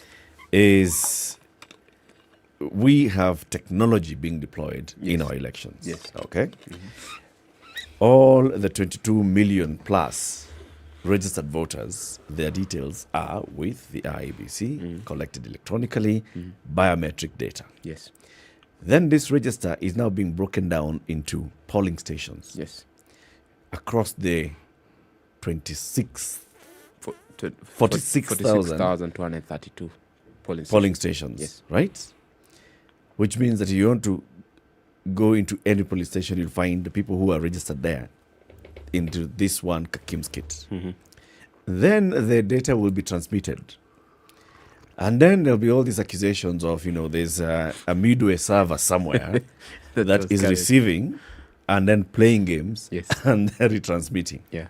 Now, do you have a role to play as data handlers in protecting such systems? Well, we help the players involved in the game understand what has happened. In the 2017 elections, we were personally, I was at the Supreme Court, and at the time I was consulting for Jubilee Party, and my role was to try and understand and decipher exactly what happened. Our biggest opportunity, I think, as a people, is to embrace technology, but it's also to understand the risks that comes with technology. Our opportunity is to embrace and take it up and then see how best do we use the technology to advance the resources and the opportunities that comes with election. Mm-hmm. We have a very complex solution that's going to be implemented. We have one singular database at about 20-something million people that is going to be broken down in, you're going to run 46,000 queries. So just simple instructions that says, split this into small databases based on location. So if there's a location called Mombasa Road, split it. Everybody that falls on that, you split it. Then within that small database that has been created called Mombasa Road, split them into chunks of 700, of 1 into 700, and then you make them into polling centers, then polling stations. So that's exactly the task that they currently have. Then pick that entire data, put it in small flash drives, put them on the KIMS kit. Now hope and anticipate that guys will come in and everybody will be identified on the D-Day. On the D-Day, once you're identified, create another small database of everybody who has voted. Everybody who has actually turned up. Everybody who's turned up, yes. So once you're identified successfully, they'll create a micro file that technically has everybody who was identified. Then at the end of the day, take the form 34A, fill it up based on the numbers that are being counted at the polling center, at the polling station. Then take a photo, use that KIMS kit to transmit the elections. That is the nature of the complexity that we have. Now I want you to look at it this simply. You have 46,200 images that are coming into one server. Is it occurring in real time? IEBC is saying that this is not going to be... No. The querying is being done early. It's the result. It's an offline. Okay. So remember now, at the end of the day, you'll have 46,000 results being transmitted into one image, into one center, and expect that singular center to analyze it, pick it up, and run with it. So it's a humongous task that is quite complex, and I pray that there is enough capability to make it happen. is there? Well, because I think that's not just from anybody who's sitting listening right now, even those who are the participants in the election. Yes. And I'm not just talking about those who go to vote, those who are, rallying around this equipment to make sure that it works. And that could have been the fear that then is being addressed today, that even as you've mentioned, expecting this one piece of equipment to be able to do all of that, not break down, deliver the results as expected. Can it? Very simply. Will it? Can it? Well, it is a problem. The simulations have failed, and that's a point of concern. All this entire election would be pegged on technology. The credibility, the success of it is pegged on technology. The biggest risk we have, for instance, is some of the things we have pointed out to IEBC. Number one is a KIMS kit. You have 46,000 KIMS kit being sent out. They've said they have extra KIMS kit for each and every polling station. The requirement, what has been pushed by the political parties is that let every KIMS kit be singularly isolated for a particular polling station, where it's geolocked to that particular station. They initially had said it is geolocked. It is not the case. What is geolocked is a singular database. So you can remove that flash drive, put it the one for Kibwezi. If you are in Nakuru, put the one for Kibwezi and it will work. Wait, the flash drive is the one that is geolocked, right? It is not. So we have a kit. We have something, that thing where you go and put your finger, right? This is the kit. And then this one accepts a flash drive. Yes. And the flash drive is what is containing the data. Yes. This is just a device. Yes. Okay. So you're saying that the device is not locked to this particular polling station. That's exactly where this device can be removed from here and be taken to Kibwezi, like you've said. Yeah. But can the flash drive be taken to Kibwezi? Well, it can. It can, yes. But it will only have the information of Mombasa Road polling station. Yes. Okay. And that's where the problem is. Where is the problem? Because that means that, for instance, tomorrow morning I'll wake up and create my polling data, come with a KIMS kit, and presupposed to identify voters. Is it that you will duplicate what already exists, or will you have knowledge of what exists so that you create something similar? You will have knowledge of what exists and they create something similar. You're saying very scary things. Scary things. Yeah, do you understand that? No, it's not that scary, but tell us why you feel it's scary. Do you know, did you hear what he just said? Yes, I did. That it's possible for you to have this data and you can actually go and replicate it. Yes. If you can replicate it, it also means that you can create new data. Yes. My question is, how do you get access to this data? Yes. I thought that is where the IEBC has secured this data. There was the 22 million voters, that is secured. Or does anybody have access to this database of 22 million? Well, there was allegation that 4,000 KIMS kit were lost. Quisha. So if there are 4,000 KIMS kit missing, then you have flash drive that contains whatever information you want to put on it. It means you will identify anybody. Okay. Let me tell you another problem. The original supplier of this KIMS kit that we currently are going to use in the next 30 days or less is a company called Ednah. They didn't win the tender for this election. The new supplier of KIMS kit is called Seismatic. Semantic or Seismatic. That's a word. Seismatic. Now, it means one manufacturer. This is Pioneer. We remove Pioneer, manufacturer of this equipment. They say, oh, we have a new guy called Mika. He's going to be supporting this equipment. How do we remove the data from the Pioneer to Mika? And get it, the data will remain on the same KIMS kit hardware, but it will require to operate on the software of Mika. How do you make it work? Is it impossible? The transition between the old service provider and the migration of that entire data has been put to question, where that data was originally encrypted. What is that the original supplier was never paid. So he never provided the encryption keys to decipher the data that they were locked, because he had locked the data.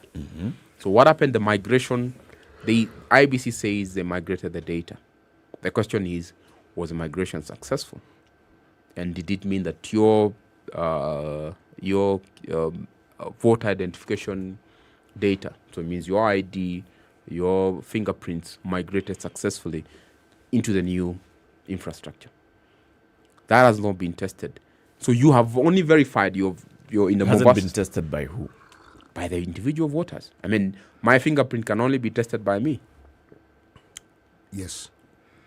So See if it correlates with what is supposedly in the system. So does it purely identify me as the actual voter that fingerprint belongs to? And is it possible to pilot the working capacity or the veracity of this equipment before the actual process of voting? Or are we waiting for the actual day of voting? In the 2017 election, 2.5 million voters were not identified with the KIMS kit. Yes. At that point, the supplier of the software, the supplier of the hardware was the same. In this time, the supplier of the software is one, the supplier of the hardware is a different component. Okay. And where's the benefit? I mean, it creates a problem. Yes, that's why, because I'm wondering. There was a fallout between... I even understand the fallout, but I was thinking more of compatibility, okay? And how it is that someone who's applied both soft and hard, the software and the hardware, and yet there was a problem. What happens with one who has supplied the software and has not supplied the hardware? What kind of problem do you anticipate? But these things happen all the time. No. In an election such as this one here, it isn't a problem that has Banks migrate from one system to another. KRA migrates from one system to another. We have seen this. They do. They do. But in a case like this, I'm not talking about that of just compatibility. No. I'm talking about the deliberateness. Because how do you have a situation when you have a sensitive matter like that of an election, and suddenly we're dealing with problems that can easily be resolved? We're not discussing something that is extremely... No, there's nothing hard about this. The technology we're talking about, we're not inventing it. It exists. Yes. It has worked elsewhere. Yes, it has even worked here. And there are people who know exactly what to do with it. So the moment I hear software, one other person, hardware, one other person, compatibility, bit of an issue, to me, this is deliberate. I've got very many questions to ask you, George.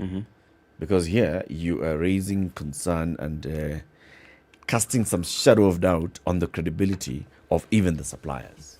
But no, I'm trying to tell you the problems that we have. Let me give you another problem. Take a break. Okay? There's enough problems up to 33 minutes after 7.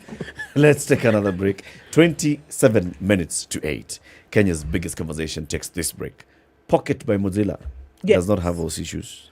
Well, no, not really, because you can have many tabs like Clay. There are many tabs of worry that are open right here, and you're not even sure which ones to process, which ones to save till later.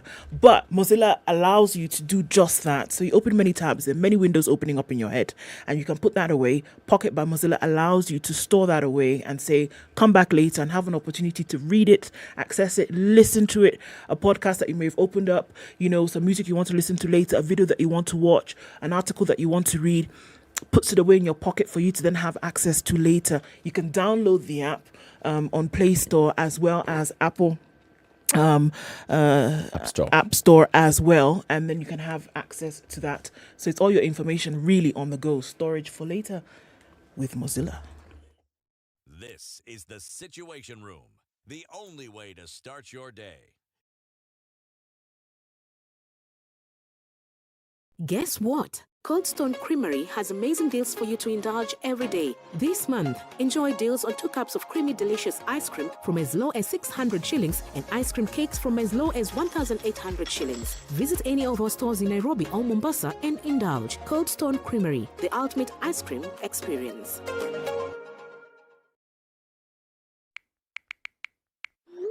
Wait. Have you seen the message I've sent you? I always knew they can never be trusted, these guys. Okay, I've seen it, but Where did you get that information from? Someone forwarded me the message and they say they got it from a very reliable source. I can never lie to you. Okay, but what are these sources? Sasa now you want to interrogate me and I'm just forwarding as received. Wey, majameneni. Don't shoot the messenger. Me, I'm telling you. How do you separate the truth from the lies and facts from opinion? The election season is a period where violence, votes, and many other incidents can be influenced or triggered by a news item. When was the last time you questioned the validity of the news you saw on social media, WhatsApp, tabloids, or blogs? Where do you go to fact-check what you see or hear? Fumbua is a groundbreaking collaborative journalism project designed to tackle misinformation, disinformation, and malinformation ahead of the Kenyan elections in 2022. For more information and updates, follow Fumbua Kenya on Facebook, at Fumbua KE on Twitter, or fumbua.ke on Instagram. Cloudy conditions at 13 in Nairobi. We'll see highs of 23 today and lows of 12. It's 17 degrees and cloudy in Nakuru. Highs of 26 and lows of 14.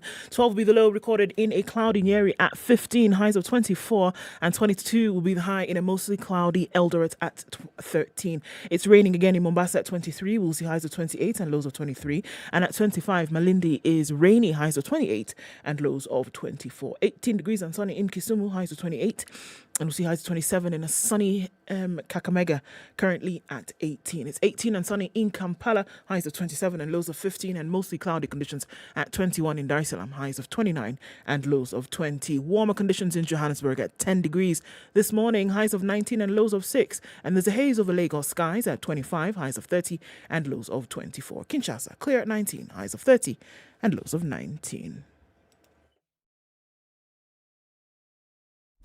Classic soul, R&B, smooth jazz, neo soul, and nostalgic ballads. Make some noise.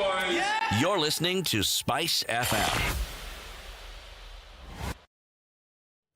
All right, traffic moving in most parts of the city. Hold up on the Nairobi Expressway this morning at the exit coming just past Mudhangari at Safaricom House. Terrible accident that happened this morning, and we're seeing that hold up today. A fatal one with quite a number injured, as well as a few, unfortunately, died. So that is causing a tailback in that particular area. So you want to watch out for that. If you're using the expressway, it might take you some time. You might want to think of getting off before you get to that Mudhangari exit. All right. What else are we looking at in other parts of the city? We're looking at a build-up of traffic on the Thika Superhighway, then coming into the city. Kiambu Road also started a while ago, and so we have that back-to-back traffic that has already begun. Coming off Jogo Road, that was also pretty busy earlier, and will continue through to Landis and then out towards Kamkunji. Mombasa Road doesn't look too bad. Outer Ring also collecting some coming off of North Airport Road. And then Lunga Lunga, really busy in and outbound traffic. Jogo Road doing the same. Manyanja Road also joining with Outer Ring, pretty busy as well. A lot of stuff going on this morning. Please, please, please, and one more please, be careful. Let us know what's going on where you are. SpiceFM KE on Twitter.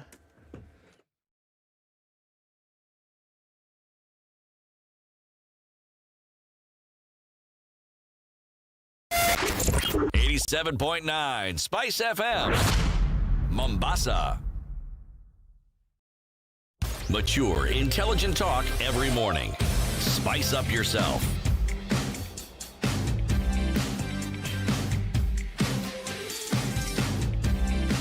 22 minutes to 8. This is Kenya's biggest conversation. It continues. This hour, our guest is George Njoroge. He is the CEO of East Africa Data Handlers.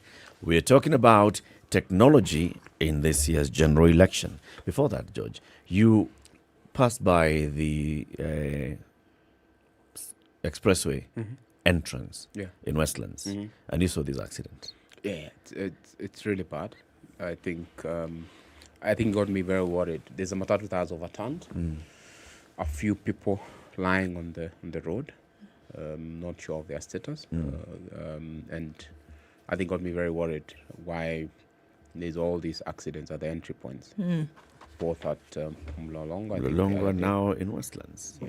These are big stations. I mean, you see this station from very far. Yes. However, even as you talk about approaching the Westlands entry into the expressway, you know, you come and there are 4 lanes. Yes. And then suddenly the 2 lanes condense are into taking 2. you into the expressway, and the other 2 are the ones that are bringing you onto the lower road. Yeah. So we've seen very many cases where, in fact, I've been driving on that road, and you have to remind yourself, keep left. Yes. If you don't want to enter the expressway. If you're on the right. Not just keep, stay left. Stay left. If you're on the right, you will find yourself entering and you'll be like, Sasa inaenda wapi? If you make that mistake and then you suddenly want to turn, and remember there's an incline. Yes. And the other vehicles on the other lanes. If you suddenly turn, it is not difficult to see how you'll flip over. You'll flip. Yep. Yes. Certainly. Yep, that's true. Matatu drivers, though, they ply this route on a daily basis. This particular Matatu company, the one that we're seeing in the photos, I mean, plies this route on a daily basis. So it's not like the crew wouldn't know, unless we're talking about a new member of crew. Human error. Hey. Just call it human error, because strange things happen on the road. Indeed. And if you're heading towards Machakos, it's even stranger in the evening. I think it's a state of mind that you start working. I think if, for instance, he had issues at home and walks out to the road. Yeah. You never know, man. Things that you carry into the driver's seat. Maybe you didn't even rest adequately, and you started work probably at 4 a.m. Yeah, you're not all there. You haven't eaten anything. Yes. You may be driving on a road you're familiar with, but it is very easy for the mind to drift. It's unfortunate. You are not fully fed last night. Yes. Yes.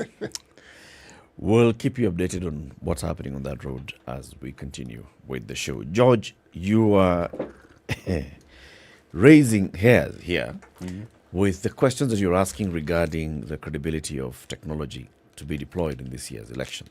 Okay? So a number of things that you've said. Number one is we have the KIMS kit. KIMS kit is the Kenya Electronic Integrated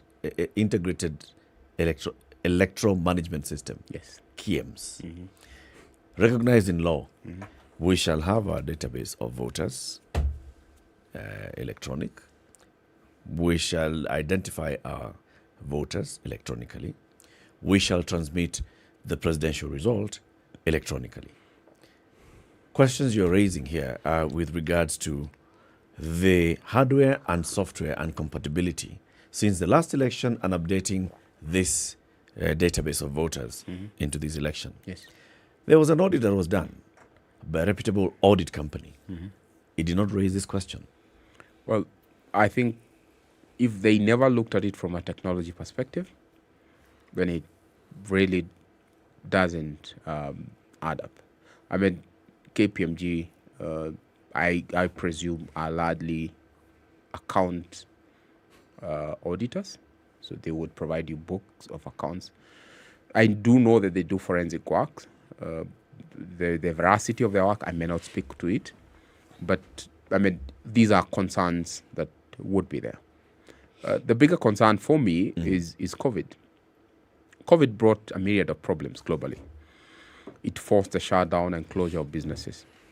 And some of the businesses were closed down are factories that manufacture chipsets. What are chipsets? These are small microprocessors that run everything that is electronic in this world.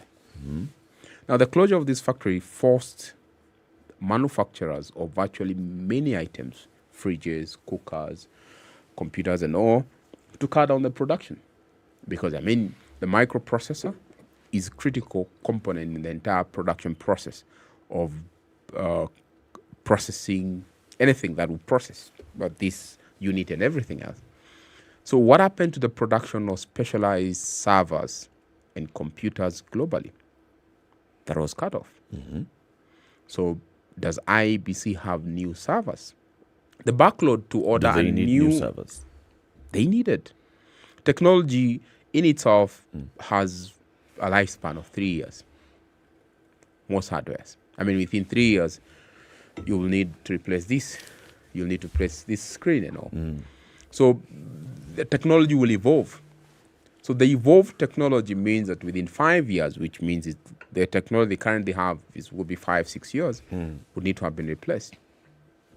And the orders of technology globally have been a nightmare. Trying to get in equipment into the countries has been a problem. So that means that the order for any specialized equipment that would be required to run an election like ours will be high-end servers, will be high-end processing machines, would be high-end storage infrastructure that would run this, you're not feasibly able to do them.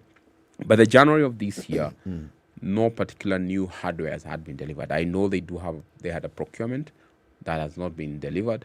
So it tells you that even as we stand right now, there's a plausibility that those hardwares have not been commissioned and or installed. But they're working. I mean, what is there is work is old, but old is not gold. When But it comes it's to working. technology. With 32 days to the election, George, the server that is holding our election data is working today. Is working because it has 22 million data sets that are text files. It will have 46,000 images It'll sent to it. It'll have more images than everything that it's storing will be more than what we had before. Will be quadrupled. Precisely. Now, does it have the capacity for that? That's a question. When we bought it, did we not buy it with the specifications and the numbers of the election that we had 5 years ago? Yes. So we are querying and saying, now with this election and with the increased numbers, is it able to actually do the job that it's being asked, which is being asked of it? It can do. It may fail. If we had something, if we had equipment that catered for these needs, would we be saying the same thing? It could work, it may fail. Yeah. It's technology after all. Yes. Yeah. But, there's a but. Yes. So you're the expert. What's your but?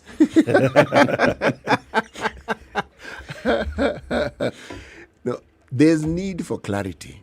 In a situation such as this one here, because this is now what you call a conundrum, what then should one do? What should we do?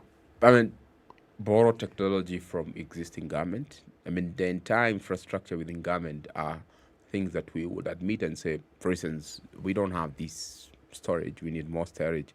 Let's talk to KRA, let's talk to Kengen, let's talk to a few parastatals, see, are you guys able to give us storage for us to be able to accommodate this need?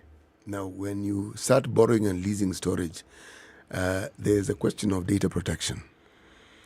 I mean, yes. When push comes to shove, I mean, you have to try and get things moving. I understand perfectly. We might as well even talk to banks and ask them to also store some of this information because they also have, but it's true, they have some capacity. Yes, they have servers, yes. Do, yes. But I am saying it makes sense. However, the question of the protection, the question of the confidentiality that is required, is it guaranteed? I don't know. Maybe, I have no idea, but nationalize one or two things. Pick a bank, nationalize it, take your servers and use it. I don't know whether you would. Why nationalize it? Why don't you just use the central bank?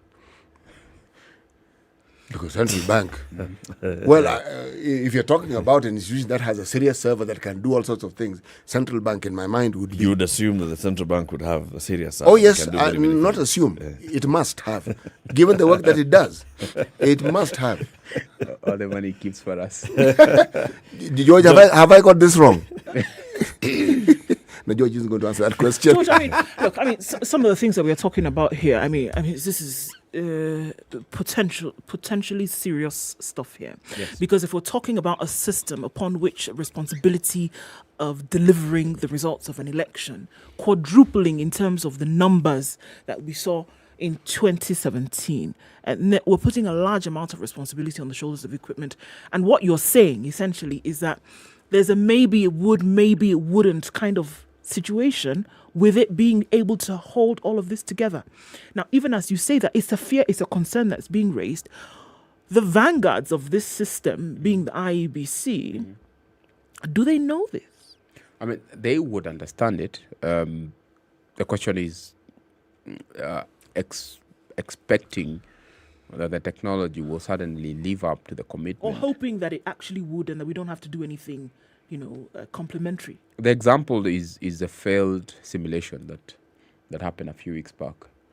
And we should have been a clarion call to say, guys, we have a small problem. Okay. I think we can fix it if we are able to open up and agree how to. Allow me to interject here. For this simulation that failed, we didn't really pay attention to it publicly. It didn't fail. So what exactly happened with this simulation? Come on, George. Are you being... I'm not, you see, let me tell you, we have 1,111 polling stations that will not have connectivity at the D-Day. How are we going to connect to them? What percentage of these polling stations that don't have connectivity, what percentage are they of the total number? Do a simple math. Assuming each of these have one stream. So these are polling centers, 1,100. Each stream has about 700 people. So 1,111 is 770,000. Yes. Those are 700,000 people that you will not be able to transmit their data. On average, them having at least 700 people is impossible. So you'll at least have 1, 2, or 3. If we take 3 as a basic number for every polling center, to have 3 polling stations, you'll have 2.5 million people in all these centers. It's a big But number. these are the people, these are the centers that will not have 3G or 4G access. Yes. IEBC has said we want to identify the specific centers and then we will deploy satellite technology to transmit. That either way, these polling centers will transmit. They may not use the 3G or 4G technology of the telcos, but they'll use satellite. Now, question is, which are these centers and why are they not being gazetted? If they are well known, where is the information about these centers? Because the question is, I've got to say, I had a conversation yesterday with the IEBC CEO and vice chairperson and a commissioner, and this question, we actually discussed it. So the IEBC says that they have asked for this information from the CAK. Yes, the Communications Authority. Communications Authority is going to give them the data. IEBC will then geolocate each of these affected polling centers, and then they'll be able to now do the next things. Announce to the public, gazette, and say these ones don't have access to 3G, 4G, and this is what we are going to do to address the challenge. How long are we saying to set up 1,000 points, 1,000 points of satellite setups? I mean, you let me know how long it takes you to set up at the airport, asking the guys at the airport your Wi-Fi password. Now tell me how long it will take you to set up 1,000 points, and we have less than about 25 days? We have 33 days to be precise. 33 days. So Yes. give me a number of how long it will take to set up each point and how many technicians you need to set up these points. You were involved in the 2017 election. Yes. So some of these questions that you're asking, you've dealt with before. Okay? In 2017, some polling stations were not able to transmit via 3G, 4G. Yes. They used satellite. Was there a challenge with satellite transmission? There was, yes. And most of that data, some of it never arrived. And why? I mean, I may not tell. Eric, ilienda kwa satellite. Ikakaa juu. Haikurudi. Ilienda kwa mwezi. You know, we need Joe to come back again. I'm saying this early because in my mind this discussion has only just begun. Because the issues that we are discussing here get to the very heart of authenticating the validity of this particular election that we're going to talk about. Sure. Because if there is a doubt, even the slightest of these doubts on this process, then the process is already flawed even before we begin. Sure. But I also get a sense, and I've got to ask you this question directly, George. Very many of these questions that you're raising as a data expert, right, are questions that your contemporaries who work for the IEBC and elsewhere have also raised and they're discussing. Yes. Have you had a conversation with them? Have you, let's say, even advised your friends who may be in political campaigns, ask these questions, and what kind of answers are they receiving from IEBC? Well, we've asked, we have raised, and I think their concerns are exactly the same. The good thing about technology, man, it's the preparedness of any tool, your machine to work, I mean, is something that you can predict. The possibility of what you need to execute specific things is normally very clear. Unlike situations where you suddenly have no visibility of any possible failure that you may not anticipate, preparedness of technology can be certain when you're certain that this equipment will work tomorrow morning, as long as it's connected and mic'd up to the very point that it works. That's exactly how technology is. If you are certain and you have stress test technology, then technology will always never fail. But when there are certain glaring pointers that require to be addressed and they are ignored or they're perpetually found to be flawed, then suddenly you're walking into a crisis that will suddenly happen. What happened? What challenges were experienced with this simulation that happened a few weeks ago? What happened and what should have been done or what is being done currently to work on those issues? Well, IEBC has committed to having another simulation maybe in another week or so. But what happened at the time was that none of the data, I think most of the polling centers that were picked were not able to successfully transmit their data 4 or 5 hours into the presupposed time they did send their data. And that in itself was a question. Are we ready? And have we simulated this? And we're talking about 1,000 points. So when we are talking about 46,000 points, we will have crisis of inflow of data. And what happens is when there's significant inflow of data into an infrastructure, the server may most potentially shut down because it will presume it's a DDoS, so denial service. So there's a lot of services that are being demanded of the server, and it will not be able to perform at its optimum. And what will happen is that a lot of data will get stuck either in delivery or transmission process. And that in itself will create a problem. Have we received data? Are we going to receive it again? Does the server keep receiving the same information numerous times? And how does it protect and ensure that whatever is being received is being understood? The other challenge is, for instance, you will receive 46,000 images. How do you read them? Sure. There's something called OCR where you be able to read the image and be able to transcribe whatever is visibly there into text format for aggregation. Now, if we don't have technology to do that, which they currently don't have, it means that somebody else will still have to come and see what is there, type it out, and the element of human error will suddenly come in. And because I didn't understand the RO's handwriting that took the photo, and maybe they shook at the time they were taking a photo, they were under too much stress, it's a public setup, it's a big dark, you may not have clear visibility of this picture. So it means at the end of the day, understanding this is critical. The other challenge, for instance, is on the D-Day of the election. One of the problems that you find is that nobody has an idea of how many people voted in terms of the ballot papers. And what happens is that the remainder of the ballot papers are normally put back on the ballot box and it's sealed.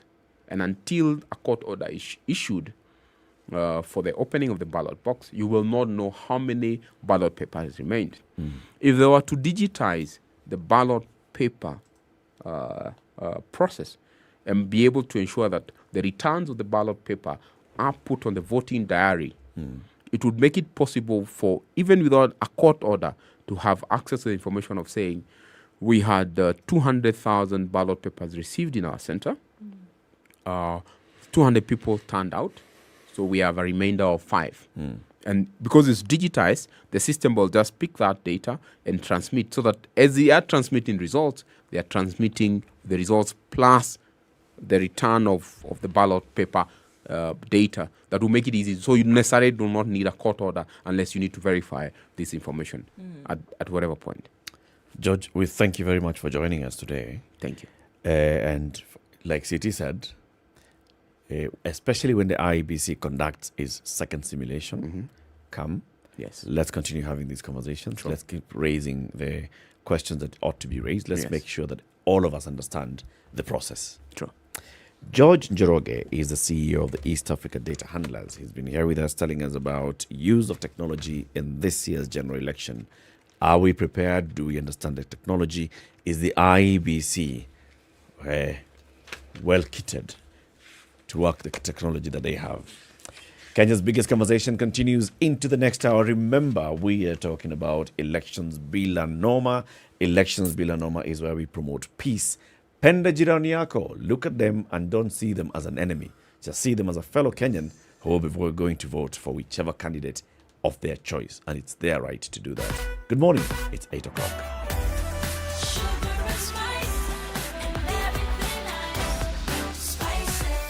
Spice up your life.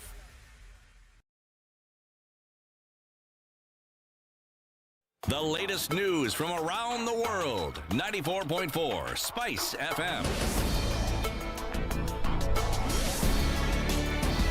Good morning, this is Muzwa Ganis Center. President Uhuru Kenyatta has called on eager heads of states and government to work together towards sustainable solutions to challenges that pose a threat to regional peace and security.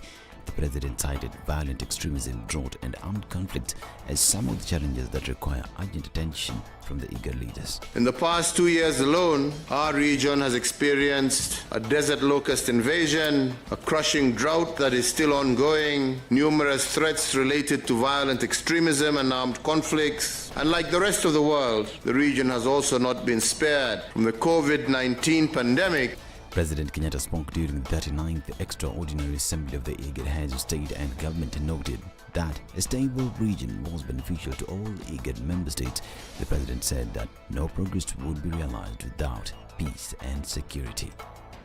The drought, as our chairman has said, the worst in 40 years, has intensified food insecurity, dried up water resources, and forced displacement of people, raising tensions that could trigger new conflicts. And we urgently need to manage the drought before it becomes a threat multiplier. Kenya will remain actively engaged in regional and international efforts to search for peace, stability, and development for our region. Kenyans who feel their peace is at risk ahead of the August 2022 polls have been encouraged to report such situations by sending a text to 108 and 1547. That is, send a text to 108 and 1547. The National Early Warning and Early Response System is an initiative driven by the Uyana Platform for Peace that brings together state and non-state organizations. With 33 days before Kenyans cast their vote at the ballot in the high-stake polls, Kobia revealed that they have witnessed pockets of hate and tension in the country. He pointed out that the tension has been fueled by hate speech and ethnic contempt, with politicians inflaming ethnic passions through public statements and social media posts, which have been on the rise. The platform decried that the social media is the most used tool that is triggering the unnecessary tension in the country. The government institutions will soon be required to set up lactation rooms for mothers. Health Chief Administrative Secretary Massimo Gangi revealed that the Breast Milk Substitutes Regulation and Control Act that came into effect on the 30th of May 2022 will make it mandatory for employers to provide breastfeeding stations for nursing mothers. The CIS, speaking during the launch of the National World Breastfeeding Week under the theme Step Up for Breastfeeding, said the enforcement of the regulation will curb continued violation of breastfeeding guidelines and protect the warm chains of support for breastfeeding. And the Kenya Meteorological Department has warned of a possible malaria outbreak in Western Kenya. The model outputs for the malaria epidemic early prediction system for the Western Highlands of Kenya indicates a high risk of malaria outbreak in Kakamega in the next 2 months. The early warning system puts malaria-prone counties of Kisii and Nandi at low risk in the months of July and August following decreased rainfall. According to Deputy Director Climate Services Dr. David Gikongo, the epidemic threshold level for Kakamega is 30% with a 40.9% risk. The observed climate data for Kisii for June 2022 indicates a slight decrease in maximum temperature from 25.6 degrees in May 2022 to 25.2 degrees in June. There is no risk of malaria in Nandi. Now, probe into the alleged 588 million shillings graft case facing former Kiambu Governor Ferdinand Waititu continued at the Milimani Law Courts, with a witness in the case revealing to the court how 16 transactions were allegedly made for the payment of the 380 million shillings property with a down payment of 10%. The witness, Rahab Mwihaki Kariuki, who is the director of Superior Phone Communications, told the court how some of the money was allegedly paid to Lake Naivasha Resort by YT2 and how certain amounts were allegedly used to buy Delta Hotel.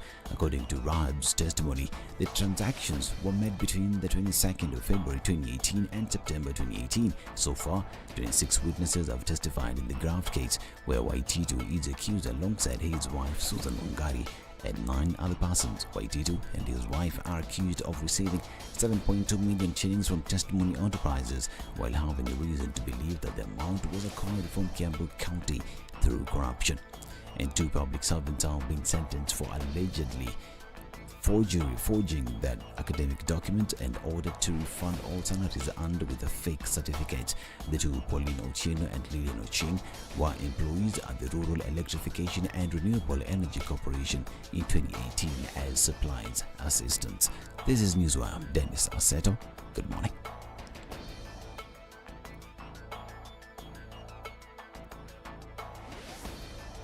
The news on SpiceFM is brought to you by the Communications Authority of Kenya.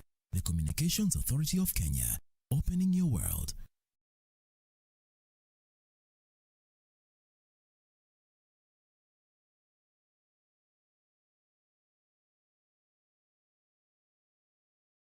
The sun's up in Nairobi and we're looking at traffic in different parts of the city this morning. Still traffic coming out of Westlands, and that's an issue this morning with that terrible accident that took place on the Expressway today, just at the start of the Expressway. That was a fatal one and quite a number of people injured, and that means that there's still some traffic in that area today. So please proceed with caution. Approach with caution as well. If you can take a different route, use that at this time, because it doesn't look too pretty. The Red Hill Link Road might be an option for you right now, because we're still looking at bumper-to-bumper traffic in that area as that is being sorted out. We're also looking at the Thika Superhighway. Traffic has started there as well. Just beyond the Utali Drift is where we see the most of it. Kiambu Road also. Some traffic this morning. What else are we looking at in different parts of the city? The CBD is where most of it will happen, and on Gong Road a little bit here and there. Langata Road hasn't quite yet built up. A few minutes after 8 o'clock. It's strange for this time, but we'll take it, and hopefully it doesn't get worse than that. Let's hear from you. What's going on where you are? Talk to us on SpiceFM KE on Twitter.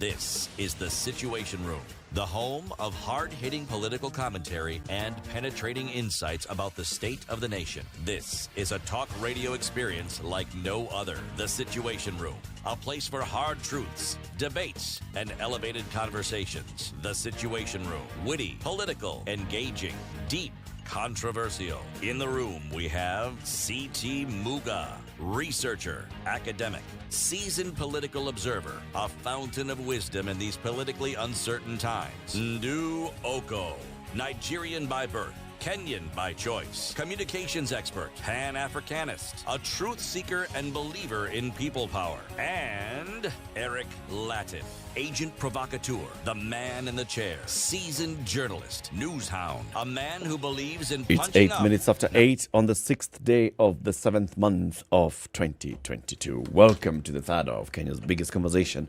We're live on SpiceFM. We're also live online on YouTube and Facebook. SpiceFM KE is our channel name and also our Facebook page. And for the next hour, we are also live on KTN Home. Everybody who's joining us on KTN Home, a very good morning to you. We want to talk about commodification of animals and why that is not sustainable. We've got 2 guests in the studio from the Wild Animal Protection. Before we welcome them, I'll introduce them to the show. The proverb.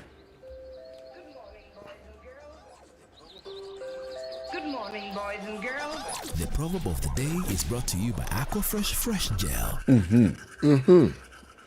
An old monkey never forgets how to climb trees. This is a proverb from Namibia. An old monkey never forgets how to climb trees. Yes. Yeah, okay. Okay. It would be awkward if an old monkey forgot how to climb trees. What it's been doing all its life. Yes. What would it forget in old age?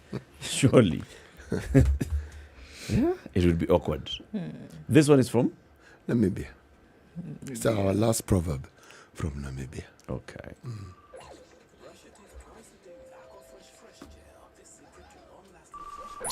Brush your teeth twice a day with Aqua Fresh Gel. All right, The so secret let's to welcome our long-lasting guests fresh and breath, introduce them strong to the teeth, and studio. healthy gums. Dr. Patrick Mwinde is the research manager at Wild Animal Protection, and Dr. Victor Yamo is a farming campaigns manager in the same organization, Wild Animal Protection. Gentlemen, good morning and welcome to Kenya's biggest conversation. Good morning. It's good to have you here. Welcome to the hot seat of the conversation. We'll be talking about wild animal protection. We've had this conversation with your colleagues at Wild Animal Protection before. But for those who missed that conversation, I think it's important that we first start by introducing Wild Animal Protection. Who are you, Dr. Patrick Mwinde? Thank you, Eric, and it's nice to be here.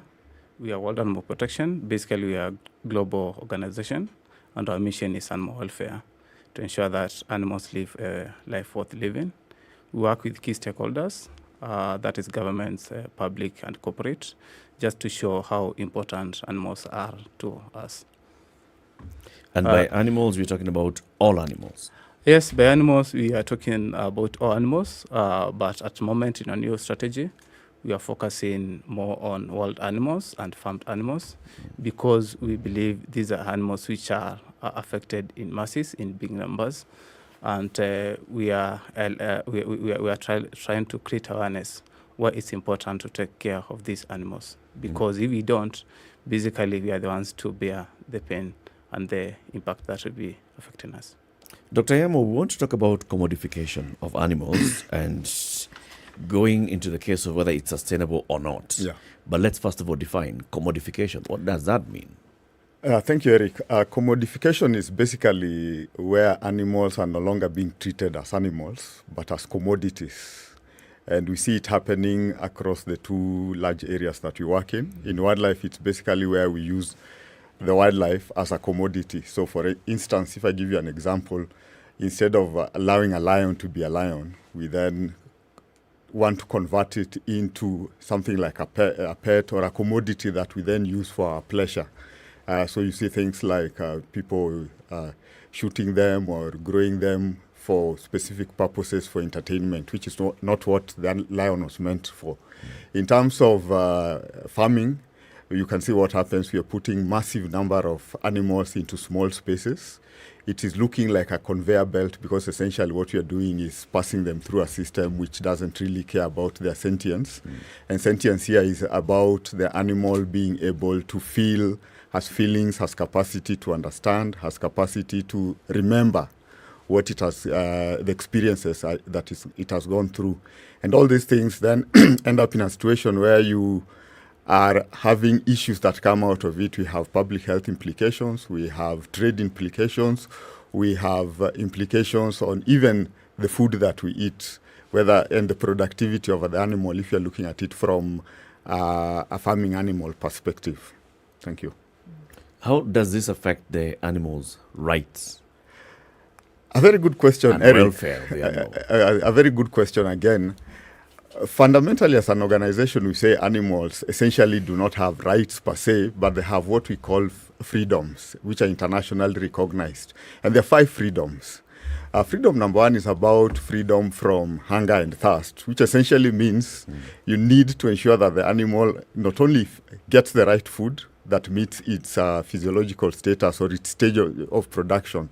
You recognize, Latiff, Eric, that how you feed a day-old chick is not how you feed a producing hen, for that matter. So that is important. And of course, the most important of those processes is the fact that you need water. If you don't have water, then the food doesn't make sense anyway. And that then leads to productivity of the animals and other things that we can look at later. The second one is freedom from discomfort, which essentially looks at the house or the structure around which the animal lives in. It should be comfortable. It should have comfortable resting places. You should ensure that the animal has the capacity to express its natural behavior in that space you've given it. If they're overcrowded, like in some production systems, especially intensive ones, then the animal doesn't have space to do what it's supposed to be, and that then has negative impacts on its livelihood, on its life, and ultimately on its productivity.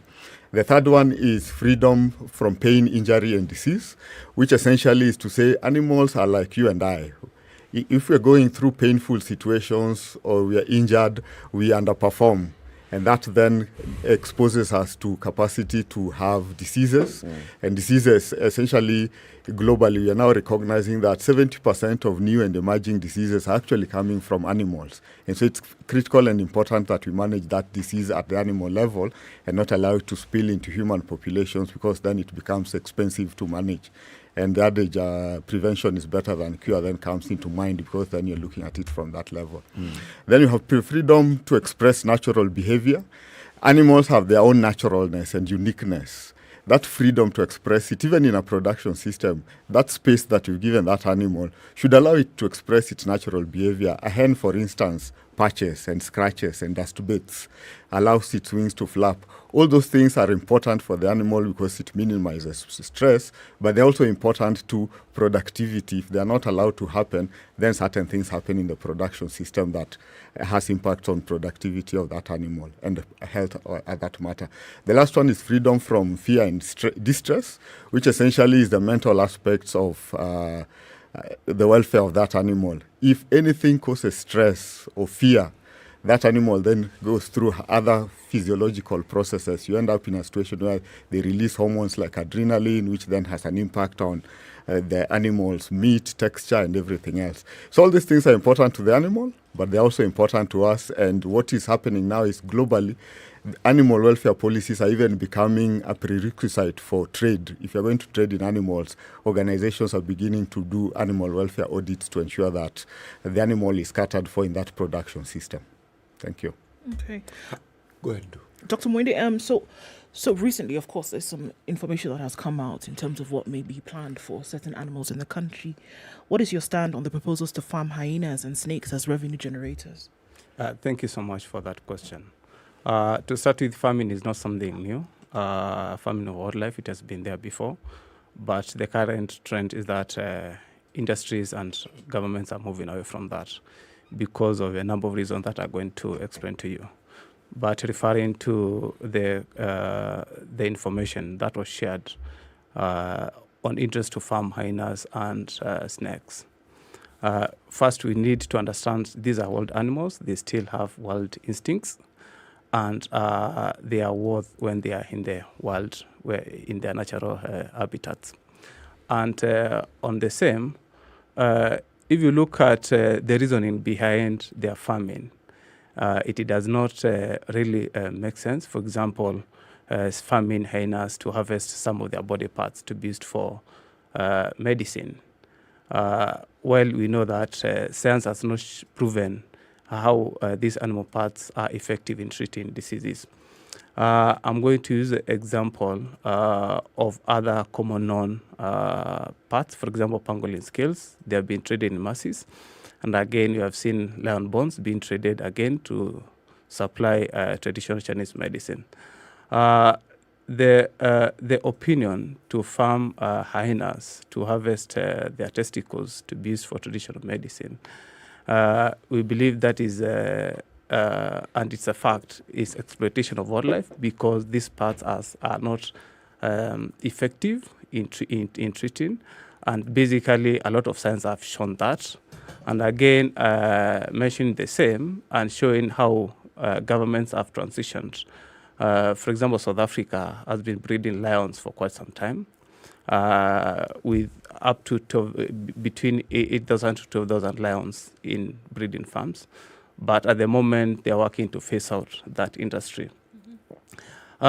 Basically because of animal welfare conditions in which those animals are kept, and again because of zoonotic aspect of it.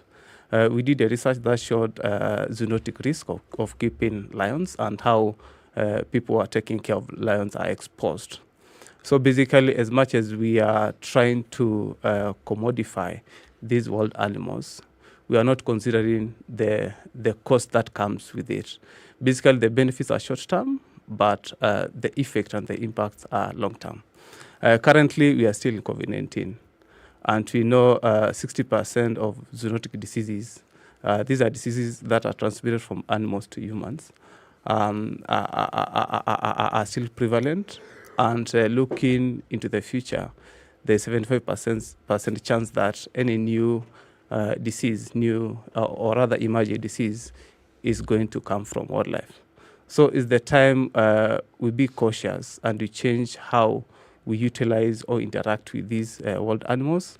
Otherwise, the current situation of COVID-19 will keep on repeating.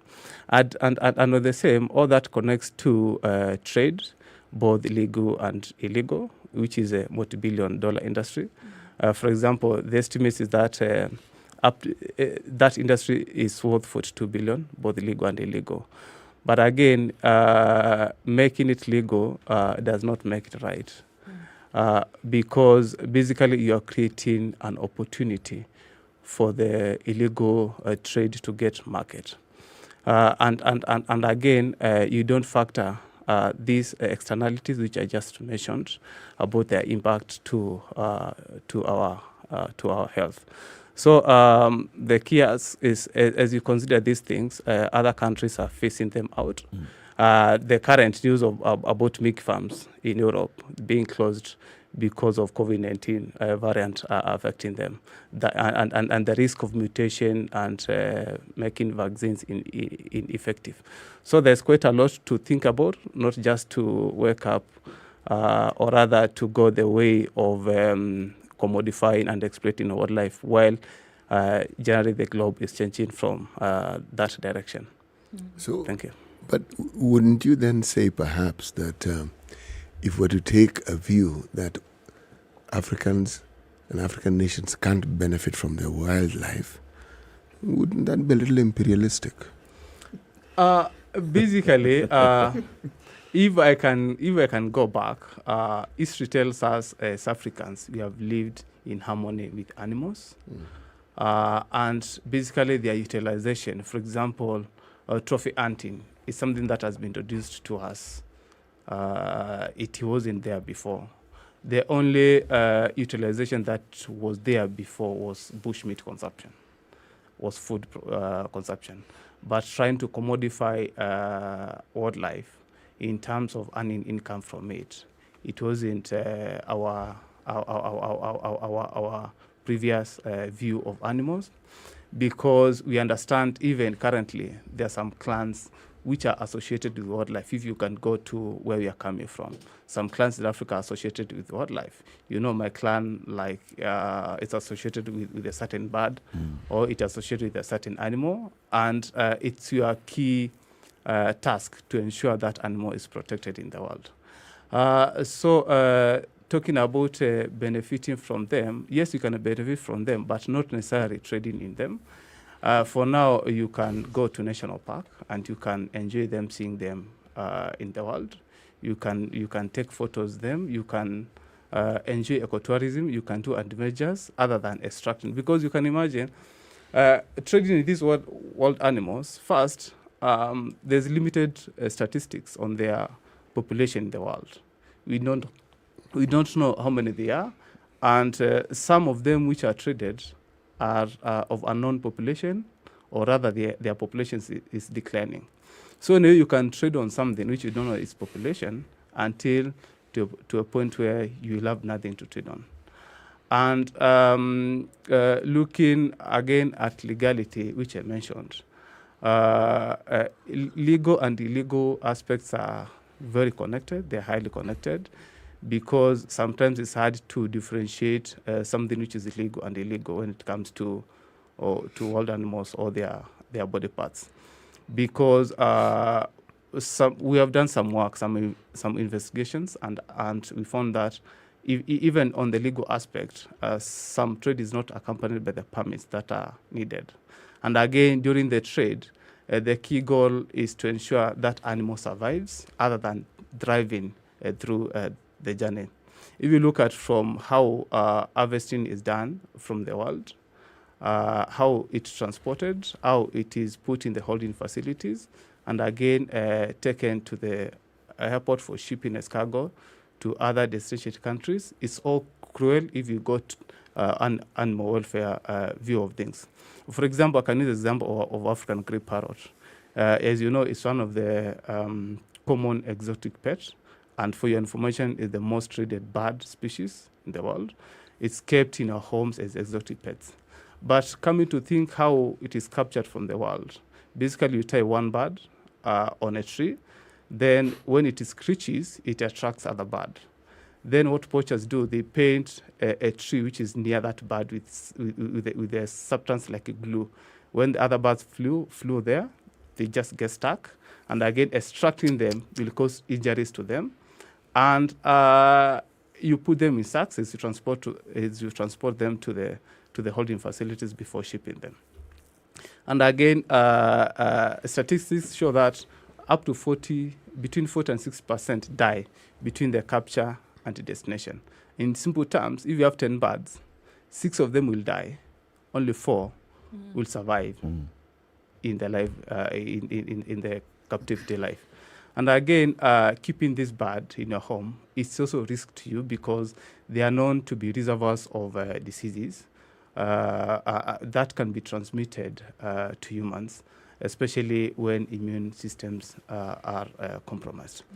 So looking at those kind of aspects and argument that trade in a way helps conservation is not right because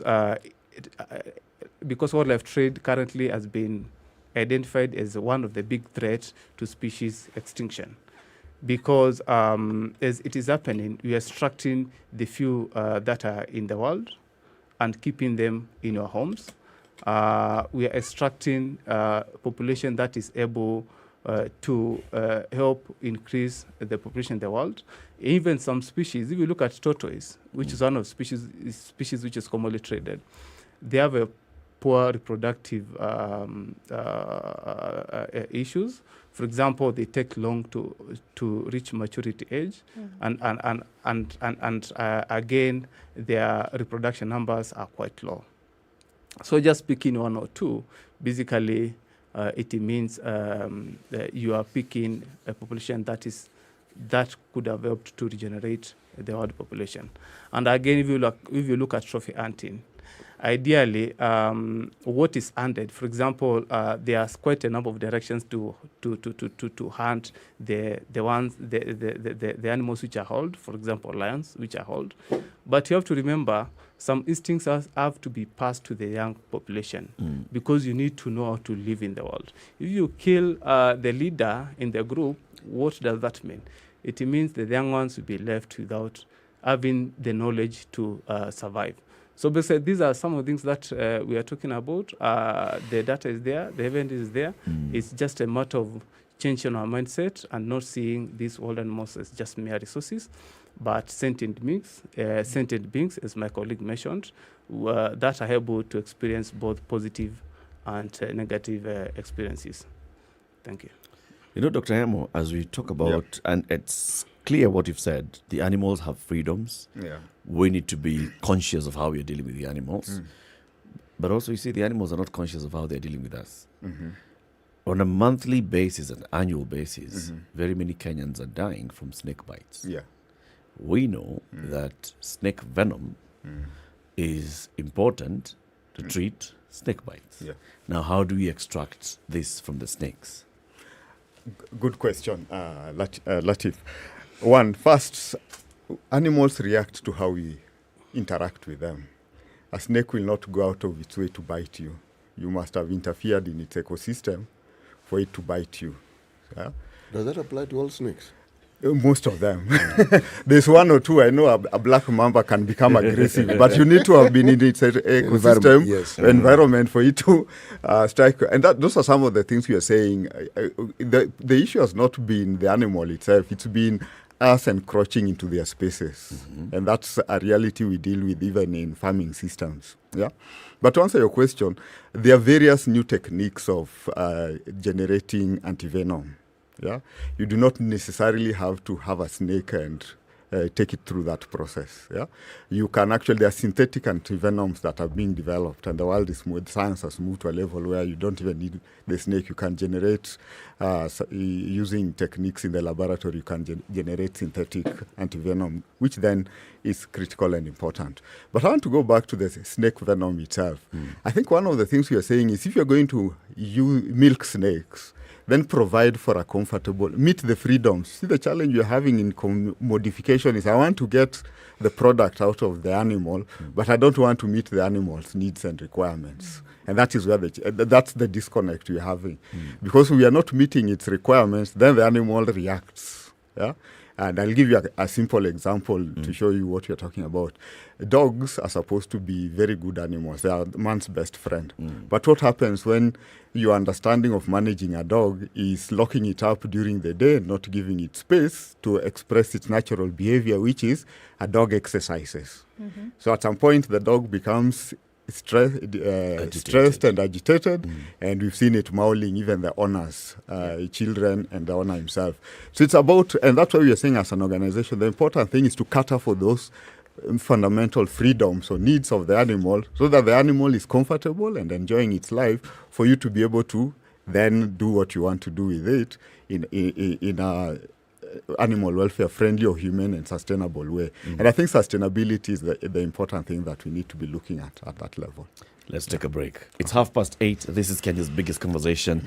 Dr. Victor Yamo is a farming campaign manager at World Animal Protection. And coming from the same organization is Dr. Patrick Muinde, who's a research manager. We are talking about why commodification of animals is not sustainable. It's not right and it's not sustainable. Why? Let's take this break. All this information that we're talking about, you actually go online and you find the information. What's your website, for example, at World Animal Protection? It's worldanimalprotection.org. So worldanimalprotection.org. Yeah. I can go and find all this information. I find a tab, I can save the tab, and then I can also save the other tabs like spicefm.co.ke. Yeah. Just remembering like all the things I have to read on a daily basis, everything, and you say, okay, I'm looking for this piece of information, but I don't have time to do it now, so I can store it away, and Mozilla Pocket allows you to do that really, really well, so that at the time where I find the information and I have a tab open and I have another one open and I'm looking at this information, I can put it away in my pocket, literally, which you can get on App Store and Play Store as well for your Android users, to make sure that you have access to this information later and you don't have to gobble it up at the same time. Great app, great resource to use so that you keep your information sorted. When you talk about information, we've got to remember the regulator, the Communications Authority, is the regulator of the information sector. He's the one who has licensed and regulates the internet service provider. So you have access to all this information online. Communications Authority, with all the mandate that they have been given by law as the regulator of this, is part of our conversation this morning. Let's take this quick break. There's been an accident on the Expressway. There was an accident earlier. Let's find an update from this, 28 minutes to 9.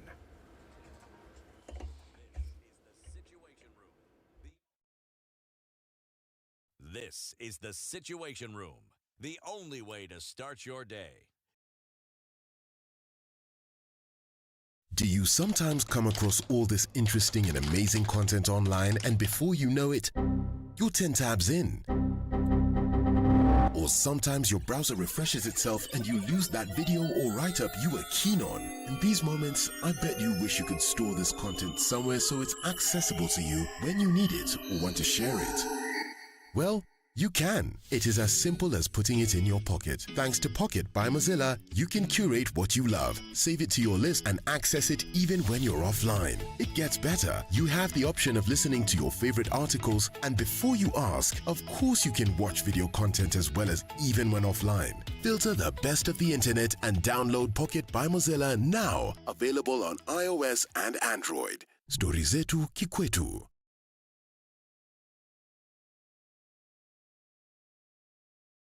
Yaani mtu ako Nairobi na nimemuzia ng'ombe. Sijatoka shamba, lakini school fees za huyo mtoto nishalipa tayari. Nikiwa na shida, naweza pigia hospitali wakati wowote na nisaidike. Hello, Through the Universal Service Fund, USF, the Communications Authority of Kenya, CA, facilitates access to communication services in every part of the country.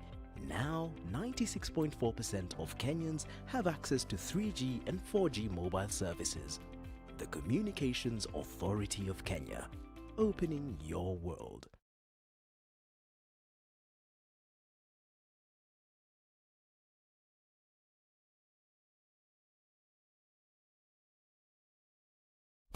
Classic soul, R&B, smooth jazz, neo soul, and nostalgic Sunny ballads. conditions this Nairobi morning at 14, highs of 23 and lows of 13 today at 17, and sunny in Nakuru. We'll see highs of 26 and lows of 14. Mostly cloudy at 16 in Nyeri, highs of 24 and lows of 11, and 22 will be the high in a mostly cloudy Eldoret at 15, and it'll come to lows of 12. It's raining in Mombasa still at 24, highs of 28 and lows of 23.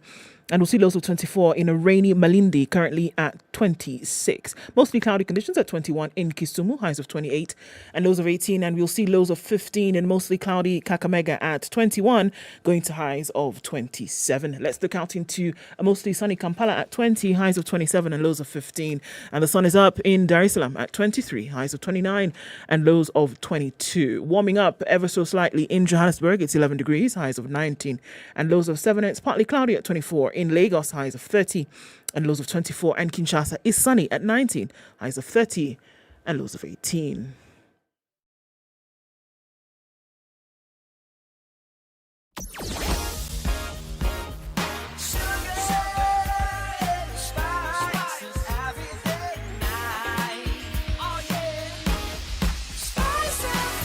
Spice up your life.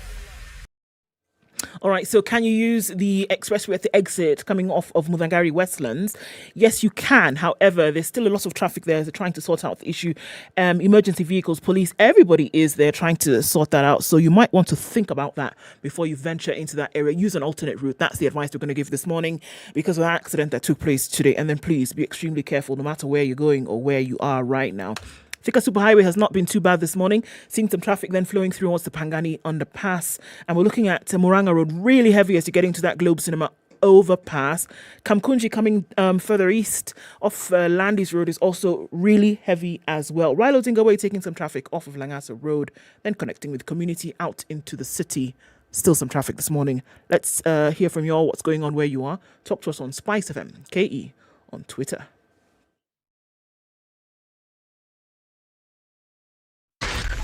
Spice FM, Nakuru.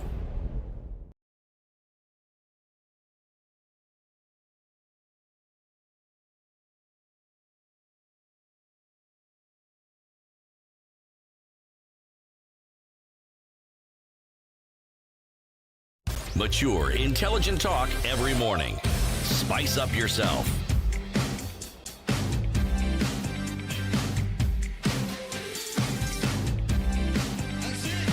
It's 23 minutes to 9. The conversation continues in the Situation Room this morning is Ndu Okoh, CT Muga, Eric Latiff. We are hosting two gentlemen from Wild Animal Protection, Dr. Patrick Mwinde, he's a research manager, and a farming campaign manager, Dr. Victor Yamo, CT. Well, I have two questions, but let me begin with one and then go to the second one. Okay? That would be the natural order of things. Precisely. From one to then two. Okay? Yes. Dr. Yamo, when you say an environment that is appropriate for animals, let's talk about snakes. What would you say is an appropriate environment for snakes? Well, a good question, Muga. I think Muga. Okay, yes. Sorry, Muga. Perfectly all right. Perfectly all right. Natural Just a small N in between. A small N intruding isn't really a big issue. Yes, yes. The N also interferes in my name occasionally. They say Nyamo instead of Yamo. So we are in the same boat. Yes, we are. Yeah. So what I would want to say is that there are people who can actually advise you because what has been done to create this environment or conducive spaces for animals is to look at their natural behavior and their requirements.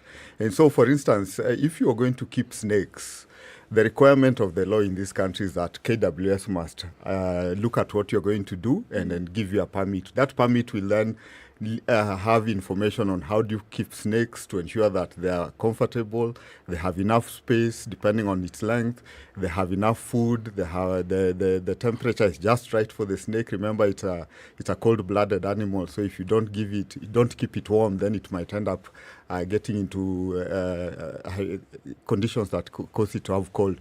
So essentially what we are saying is that for any animal that you want to keep, actually ask for technical advice, which is readily available, and you'll be sorted. Okay, now my second question. You mentioned earlier on that what the animals have are freedoms, not rights. Yeah.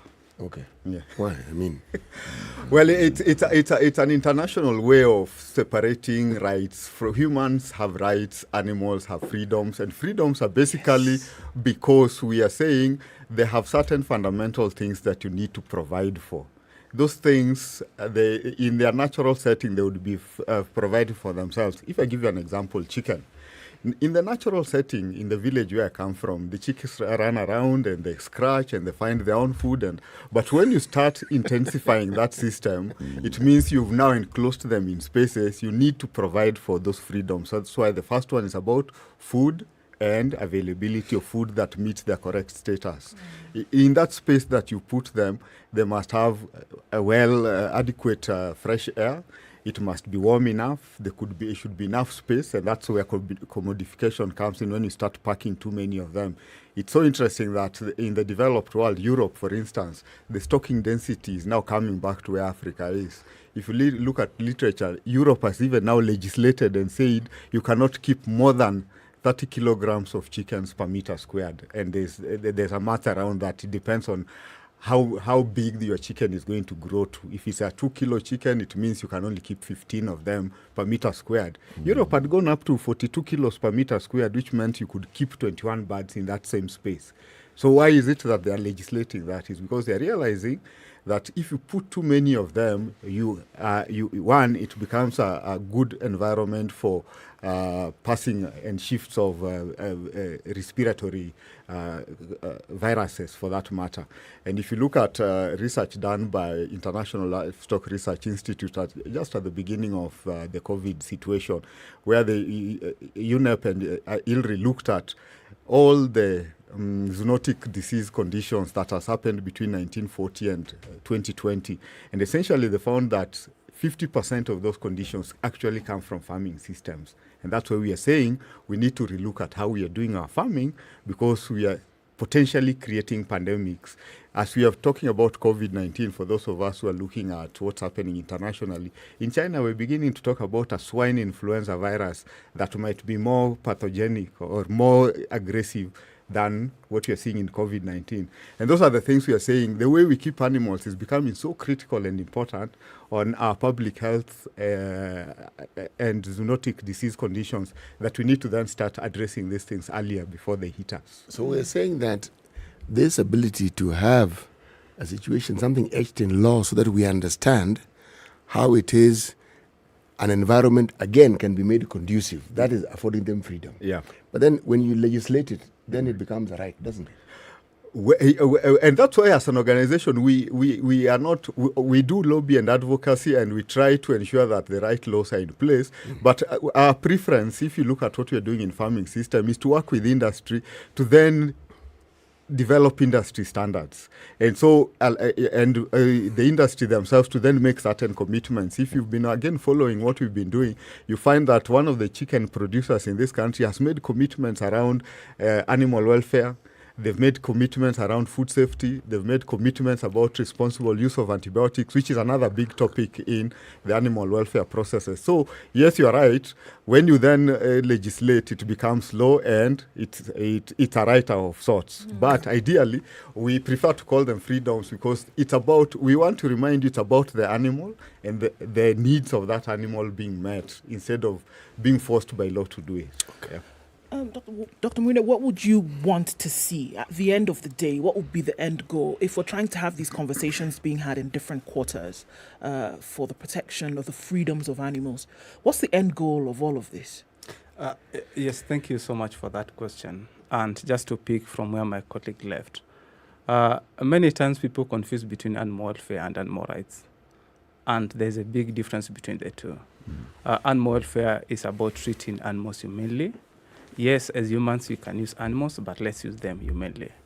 Well, animal rights is don't use animals in any way, either for food or their products.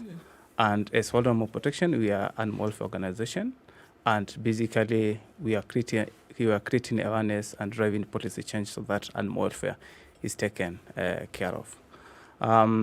As organization, we are working to deliver on two goals. One is to transform global food systems, because where we are at the moment, population is growing, and again, as you will expect, need for food is also growing. And we are seeing factory farming as the way to feed the growing population. And if you look at that, it is coming at a cost because of some issues that my colleague mentioned about zoonotic disease aspect of it, and again, environmental contamination. Then the other aspect that we are looking at is ending exploitation of wildlife, because we are seeing wildlife as a resource that we need to benefit from. We need to sell wildlife so that we increase our revenue, which basically should not be the case. We should let these animals live in the world where they thrive and live better. Trying to, for example, if I can go further, commercialization is done by many reasons, and there are a number of drivers towards that. Like you are stuck in traffic. You see somebody selling an exotic bird, could be snake. Then you say, this looks fancy. I saw Mr. X with it. Then you go for it. Then again, you can have some extra coins. Then you want to spend them, and you see keeping exotic pets in the way. Then on the other side, the governments are seeing it as an income generation avenue. If you combine all these, they are the key things that are driving the current commercialization of wildlife. And the key thing at the moment is try not to narrow our thinking, our mindsets, and to expand it so that we look at these other related concerns that are threatening human population and also wildlife itself. And again, ecosystem collapse is happening at a big scale, and either be it small species or be it large species, that is, I'm talking, be it be an elephant or be it a scorpion. It has a key role that it plays to maintain the current ecosystems that we have. So we are looking, our vision, we are looking to have a world where animals live free from cruelty and suffering. And we work with other entities to move the world to protect animals. Thank you. So what, as an organization, are some of those interventions that you're directly working on right now in your current even strategic plan? Yes, there are quite a number of them, because you can imagine when you are talking about global food systems, which basically is the whole chain from production to transportation to supplying to consumption and even to the waste management. We are looking, for example, in the factory farming or changing global food systems. We are looking at a number of aspects. For example, what is public implication of that? And in that, we are looking at pandemics. We are looking at antimicrobial resistance, which basically is how antibiotics are not becoming effective in treating infections that we used to treat before.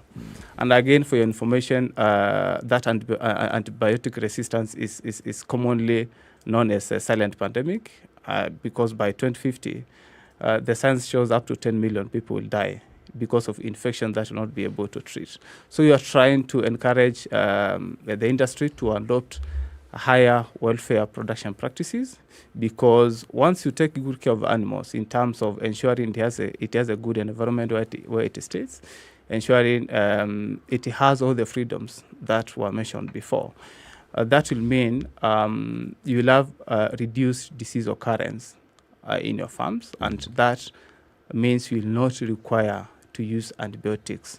And again, because of some farming situations that we have at the moment, we find people are misusing antibiotics so that they can cover up their poor animal welfare situation in their farms. You find animals are living in filthy conditions, dirty conditions, and what does that happen? They are living in stress conditions, which reduces their immune systems and predisposes them to infection, and that will drive you to use antibiotics. And again, the other key thing that we are looking at is finance flows, like where money is going, because as you know, money is a deciding factor. And we have seen that approach because we have seen finance institutions, they just give out money, they don't know where that money is going. I use an example of beverage system, farming systems, which is in Kenya. But you know, this system has been done has been banned in Europe because of the suffering of chickens in those kind of systems, and they see Africa as a dumping site for that kind of systems. And what happens? I walk to any finance institutions. I tell them I want to do farming. They don't ask me where am I taking my farming. They are not interested on the nitty-gritties on that. So we are pushing for them to adopt farms guidelines, which basically contains responsible minimum standards that needs to be taken care of, just to ensure that as much as I'm funding you, you have to meet this and this standards to get my money, so that your production system really does not cause animal suffering. Then again, the other aspect that we are looking at is changing diets. For example, in Africa, we are advocating people to consume higher animal welfare products. As much as you consume meat, as much as you consume eggs, as much as you consume milk, let's try to push for it to come from high welfare farming systems in which animals are well taken care of. And again, in other nations, in other developing nations, which have a bigger or extra consumption of meat, like in developed nations, we are pushing campaigns in those areas to reduce animal sourced food protein and to shift to plant-based products, because it's only through that way we are able to prevent big threats that are facing us. For example, climate change is connected to our factory farming. Agriculture being the second biggest producer of greenhouse gas emissions after fossil fuels.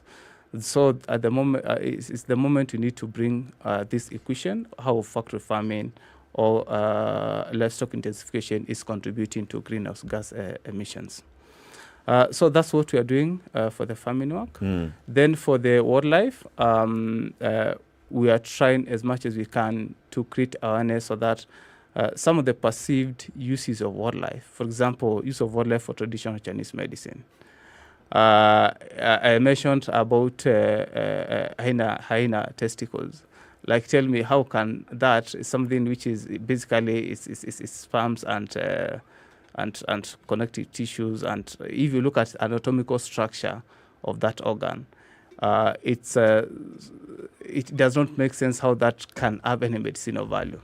If you look at pangolin scales, if I can go further, or rhino horns, they are made of keratin. What is keratin?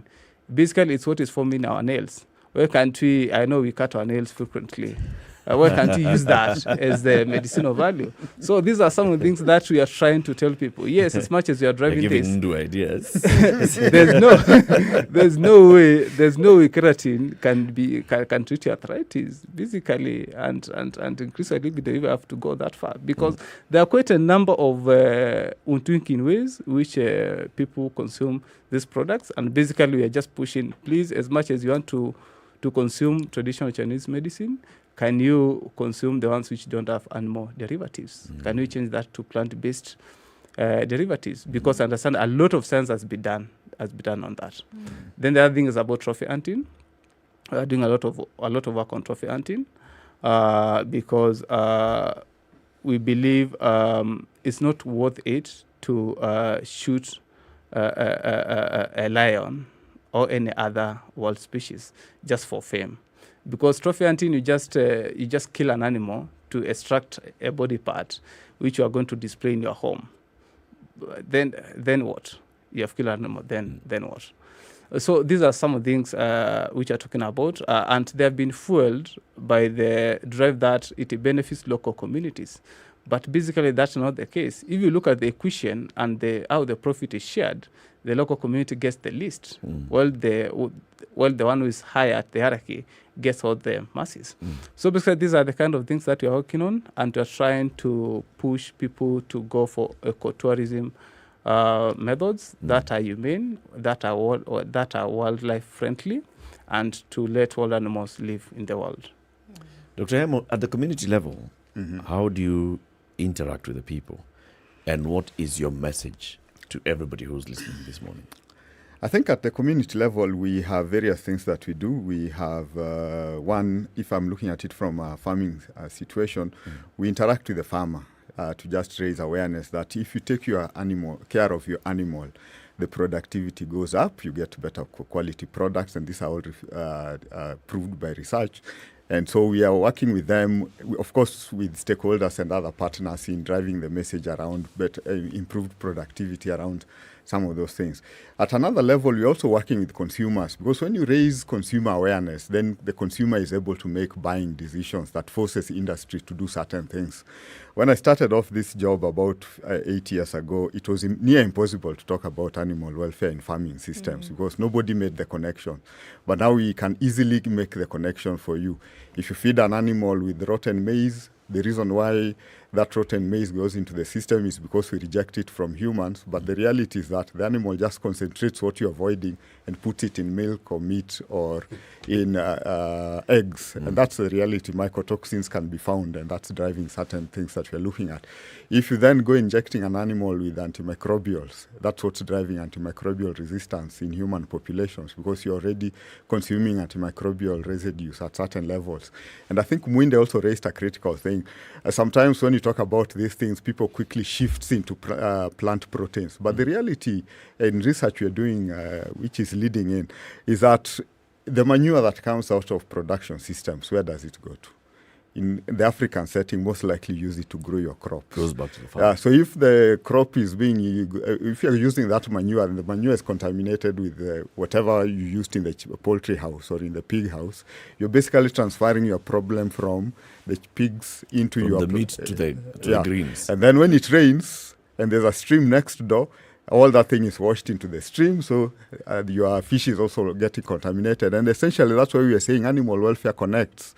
In fact, a global organization, UNEP, early this year in UNEA, looked at it and said, there is a connection between animal welfare, environmental sustainability, and public health. And they actually commissioned the Director General to work with the three other organizations, World Health Organization, or World Organization for Animal Health, and FAO, to then deliver a report next year that looks at the nexus between animal welfare and public health, animal welfare and environmental sustainability, animal welfare and planetary health. And those are the realities of what we are dealing with. Animal welfare is slightly bigger than taking care of the animal because it has implications on other levels. Then there's also implication on trade, because as I told you, when we engage with the community, or some of the things that are coming up is, where are you going to sell your products? And I think Mwinde has given a good example. We have supermarkets in this country that are now saying by 2026 they will not be accepting eggs from battery cage systems. What then does that mean when we have financial institutions that are funding that kind of production system? Is it saying that we are then locking ourselves out of high-value markets? We talk about exporting, but you don't really need to export. Your biggest export market is the big international supermarket or food chain that is sitting in Nairobi. If you can't meet that standard, where else will you take our products? But I want to conclude by saying that all these things are also constitutional. And I think most of us have not read our constitutional well. Muga here might say that tulisomewa.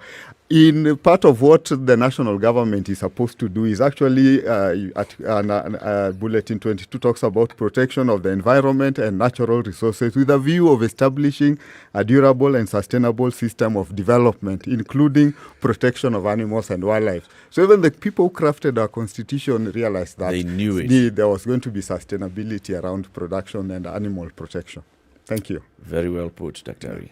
Dr. Victor Yamo is a farming campaigns manager at Wild Animal Protection, and Dr. Patrick Mwinde, the research manager at the same organization, Wild Animal Protection. We've been having a conversation about why commodification of animals is not sustainable.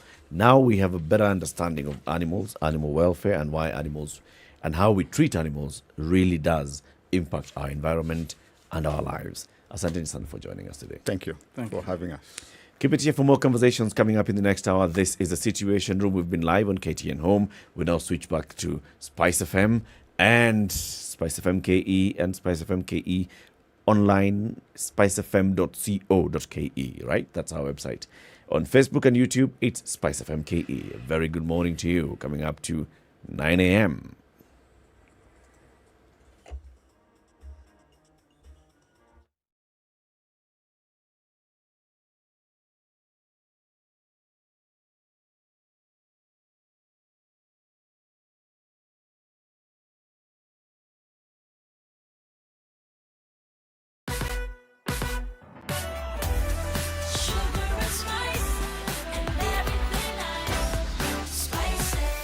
Spice up your life.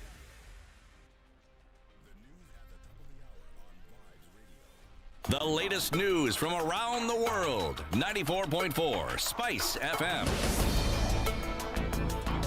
Good morning, News on Dennis Sato. The government will provide guidance and help students return to the Law Secondary School in the next 3 weeks. The Minister of Education, Professor George Muga, has said that plans have been put in place for the implementation of the curriculum, including the construction of classrooms and training of teachers. We are more than ready for transition. In fact, I'm feeling more ebullient now because we already completed all the 6,487 classrooms, all of them. In terms of the actual transition, I have kept saying again and again that the teachers have been trained, the exams have been printed, classrooms are being built. The only dynamic thing we have not pronounced to you is exactly how children are going to move from grade 6 to 7. That one is being cooked. In addition, Muga clarified that only a few schools, especially those with space, will be allowed to have junior secondary schools. This as the first national exam for grade 6 students under the CBC curriculum will be held between November and December this year. The Chief Executive Officer of the National Examination Council, Debin Jagere, said the 6th graders will take the exam with only 5 subject papers. PS for Early Learning and Basic Education, Dr. Julius John, has asked teachers to let parents have quality time with their children during their short holiday.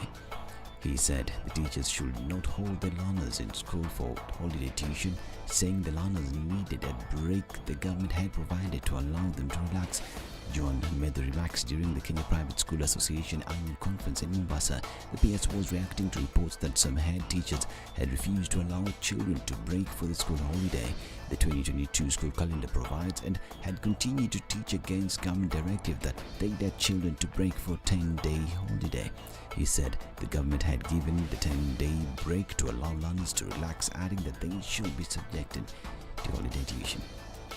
4 ministers are in trouble over the loss of high-end vehicles and other transport materials under questionable circumstances. The Education, Infrastructure, Trade and Industry, as well as Health Cabinet Secretary are on the support for loss of state vehicles as revealed in new audit reports of the State Department's books of accounts for the year ending June 2021.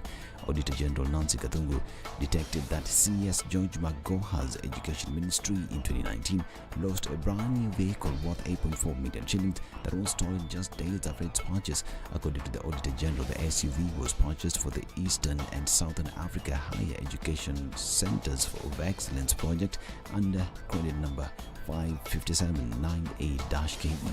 At the same time, another vehicle worth 6.5 million shillings disappeared from CS James Masharia's Infrastructure Department. The car of registration number GKB 211J belonged to the Kenya Institute of Highways and Building Technology and was reported stolen on July 3rd, 2020. 2 other vehicles of undetermined value went missing at CS Beta Miners Trade and Industry Ministry in the Ministry of Health, which is headed by CS Mutai Kagwe. The asset register and asset verification report showed that 6 motorcycles and 1 laptop were reported to have been stolen. A suspected bandit was shot dead in a failed robbery incident at Damran area in Laikipia County. The incident also left 1 person injured and admitted at Olmoran Hospital. Laikipia County Commander Joseph Kanyiri said an AK-47 rifle with 4 rounds of ammunition was recovered during the incident. He said that the deceased was among a group of armed bandits who had stolen 15 sheep and were headed towards Samburu County. He noted that 1 of his accomplices was also arrested and locked up at Olmoran police station. The stolen sheep was also recovered. The suspect is set to be arraigned in court to face charges. And the 13 NATO allies signed off on accession protocols for Sweden and Finland, sending the membership bids of the 2 nations to the alliance capitals for legislative approvals. The move further increases Russia's strategic isolation in the wake of its invasion of neighboring Ukraine in February and military struggles there since. This is an historic day for Finland, for Sweden, for NATO and for Euro-Atlantic security. I commend all allies for moving so quickly in accepting Finland and Sweden's applications for membership. President Putin tried to close NATO's door. We now demonstrate that NATO's door remains open. I really hope for a quick ratification process, and as you know, we made a memorandum of understanding between Finland, Sweden and Turkey to address the concern of Turkey when it comes to security and terrorism. This is Nizwa. I'm Dennis Alseta. Good morning.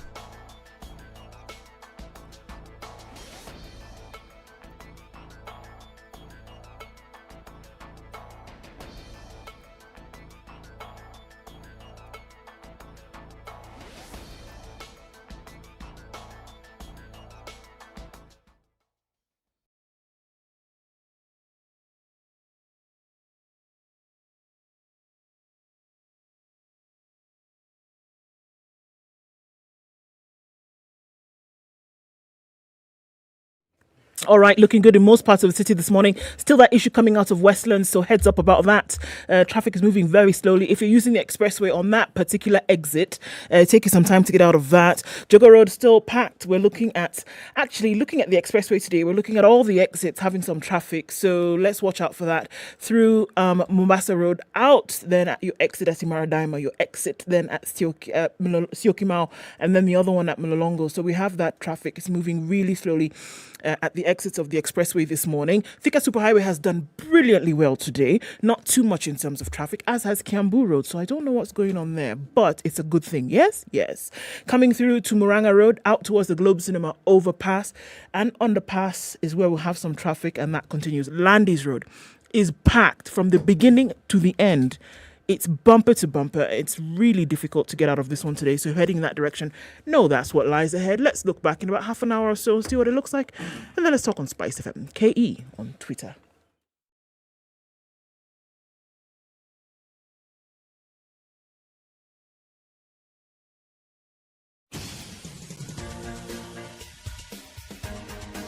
This is the Situation Room, the home of hard-hitting political commentary and penetrating insights about the state of the nation. This is a talk radio experience like no other. The Situation Room, a place for hard truths, debates, and elevated conversations. The Situation Room, witty, political, engaging, deep, controversial. In the room, we have C.T. Muga, researcher, academic, seasoned political observer, a fountain of wisdom in these politically uncertain times. Ndu Okoh, Nigerian by birth, Kenyan by choice, communications expert, Pan-Africanist, a truth seeker and believer in people power, and Eric Latiff, agent provocateur, the man in the chair, seasoned journalist, news hound, a man who believes in punching up, not down. Where is my mic? Okay, my mic is not on. 8 minutes after 9. Good morning and welcome to the 4th hour of Kenya's biggest conversation. We have a guest in the studio, and this is the party leader of the Third Way Alliance, Dr. Okoh Court. But before we start a conversation with him, it's time for the proverb.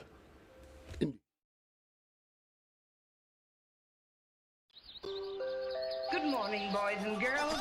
The proverb of the day is brought to you by Aqua Fresh Gel. This is our last proverb from Namibia.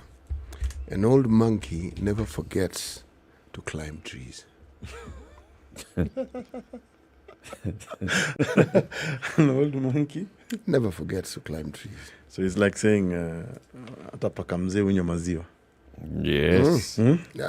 Hapo hapo tu baba. Yes. Hapo hapo tu. An old cat never forgets to kill a rat. Precisely. Just like an old toothless man never forgets to eat meat.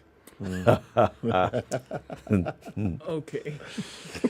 So there's so much wisdom in Africa. Plenty. But Siti, how come we never apply this wisdom to our public life? We actually do. We actually do. The problem is not the application. It's the twist we give the application. Or it is those that we expect to apply that wisdom that are actually the problem. That is definitely one way of looking at it. But if you give it a 360 viewing, you'll find that fault can be apportioned very generously and democratically across the community and society. To everybody. Yes. An old monkey never forgets to climb trees. No, Proverb from Namibia. Brush your teeth twice a day with Aqua Fresh Gel. The secret to long-lasting fresh breath, strong teeth, and healthy gums. Dr. Okoh Court. Yes, sir. Good morning. Good morning to you. Are you happy? I'm very happy with myself, and I'm happy with the developments. And I'm thinking that change is not easy. We must always, like I'm reminded of the wisdom of Martin Luther King Jr. That he says, if you can't fly, run. If you can't run, walk. If you can't walk, crawl. Or whatever the means, keep moving. Keep moving. So we at Third Way Alliance Kenya, we are keeping on the move. We are challenging the constitutionality of this 2022 general election. We want absolute compliance with the rule of law, with the constitution, and there should not be any excuse. And right now what people are trying to say to us is that, it's only 30 days to election. Why are you doing this? Why are you disrupting things? A wrong is a wrong. I mean, it doesn't matter, even if it is at the 24th hour. Even at the altar, the bride can say, I do not. Exactly. Okay. And that's why even the pastor, the priest will always ask, is there any objection? Anyone here with an objection? So even at the last hour, we must correct a wrong. And if the constitution is not followed, if the law is not followed, then it's an illegality ab initio. And that's why for us at Third Way Alliance Kenya, we are very happy. People are laughing at us when we challenged Chebukati and his crooked ways of trying to follow the nomination process. Actually, I call him now clueless Chebukati, because this man, to be honest with you, first of all, is supposed to be at the level of a Supreme Court judge as a chairman of IEBC. Supreme, yes. Okay. Judge of a superior court. Yes, the apex court in this country. And this man has actually failed the test just to read the law as it is. I mean, to be honest with you, at some point I actually get embarrassed, Latiff. I sometimes I get so pissed off that how do I share a profession with some people who cannot read a basic provision of the law? You have read too much. No. Hold on. Let's bring everybody up to speed. Okay. Something happened at the High Court yesterday. Yes. And this was a ruling by Justice Anthony Mrima. Yes. And this is after an application that had been taken to them by Third Way Alliance, among others. Yes, Ruben Kigame and Kadangu. I'm the one actually who did the petition. Yes. Yeah. And others. And this was questioning why IEBC was requiring candidates to bring copies of IDs. Yes. As part of the nomination process. Yes. Now, the judge yesterday said that actually that requirement goes contrary to the law, the Constitution, and even the Data Protection Act and other provisions, and says such requirement is irrelevant. Yes. Okay. And that is the reason why Okoh Court is very happy today. Yes. And that's the reason why now Okoh Court is stepping back and questioning the interpretation of the law yes, by the people who've been given the mandate yes, to manage our election. Mhm. Now we are at par. Yeah. Higher now to the left. So the judge also went ahead and actually drew parallels to the whole aspect of verification of supporters to any law or constitutional change. For example, he cited ably the Punguza Mizigo Kenya Constitutional Amendment Bill of 2019. He cited the BBI, and he asked Chebukati, what does verification actually mean? Okay? If you are verifying data of supporters, remember, we are supposed to give a supporter list, then copies of IDs. What we told the judge, and he agreed with us, first of all, nobody, and you guys are journalists, I mean, you have good guys out there, no single presidential candidate photocopied a single ID of any Kenyan. None. So the supposed photocopy of IDs, which we question, and we asked Chebukati, bring them. In fact, today we're in court at 3 p.m., where we have asked Chebukati, bring the photocopies of all those ID documents and the supporter list of the guys you have nominated. Let's do a court-sponsored scrutiny. Yeah? Latiff, I'm not a prophet of doom, neither am I the son of one, but I assure you, the IDs and the supporter list will never match because nobody went to look for. First of all, it's impractical. You know, if you ask me to go, I don't know, whatever your rural villages are, but if you ask me to go to Kapedo, where I come from, definitely I will have to carry with me a generator, a photocopier, cartridges, or alternatively, I'll have to collect IDs of individuals, go either to a cyber cafe, photocopy them, and then bring them back. Yes. Nobody did that. Are you saying fellow lawyers, David Mwaure Waihiga, yes, fellow lawyer, Professor George Ojakoya, did not do this? Let's add the list. Raila Amolo Odinga and William Ruto. None of them did that. And I challenged them. And that's why today we have asked them, come to court at 3 p.m.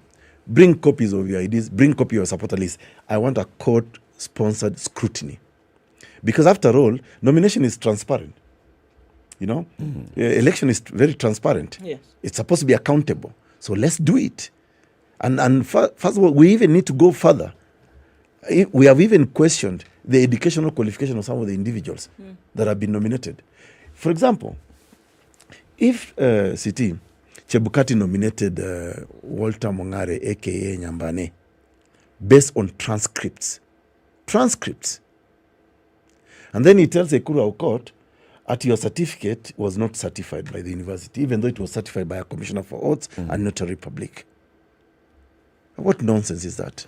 Okay, so is it on this basis then, Ekuru, that you're saying, because you're not just talking about the constitutionality of the process, you're talking about the constitutionality of the entire election. Absolutely. And you're saying that now, based on some of these processes that we are saying, the entire election then cannot hold. Has been Are we going as far as that because of these processes in between? Remember, in 2013, 2017, the Supreme Court of Kenya made a declaration that election is a process. And so did IEBC agree that it's a process. It's not an event. So if you mess up in the process, then you are messing with the entire election. Okay? For example, let me give you examples. When Ojakoya took his nomination papers, his supporter list to IEBC on the 25th, the same time I took on 25th of May, he was short of 7 counties. Okay? He only took 17 counties. IEBC gave him time to go and regularize. The same thing with Mwaure Waihiga. Yeah? I took 27 counties. Yeah? And IEBC confirmed, yes, indeed, I've brought 27 counties. And that's why I was given an appointment to appear before IEBC to present my nomination papers on the 5th of June, 2022. But IEBC said to me that you are short of 1 county. Never accounted for 4 of them. And we asked IEBC. We wrote to IEBC on the 5th. We wrote to IEBC on the 9th. No response. Only when they were dragged to court by myself, June Juliet Munyeki, that's when IEBC produced a report of verification in defense of their action. But never produced a report in defense of my action. Just the other day, when we now drag them to court, that's when they've now produced a verification report on Nakuru court. So what I'm saying is this, the entire process has to be seamless. If it is not, it's going to cost Kenyans money. We have got a very clueless fellow who cannot read the law at the helm. He's a guy who is going to probably, like they said, I think it was Joseph Stalin who sometimes back said that those who cast the vote decide nothing, but those who count the vote decide everything. So I'm worried that to have somebody like Chebukati who cannot even read a simple provision of the law presiding over our election is the guy who may decide everything for us, even though we may cast the vote on the 9th of August, 2022.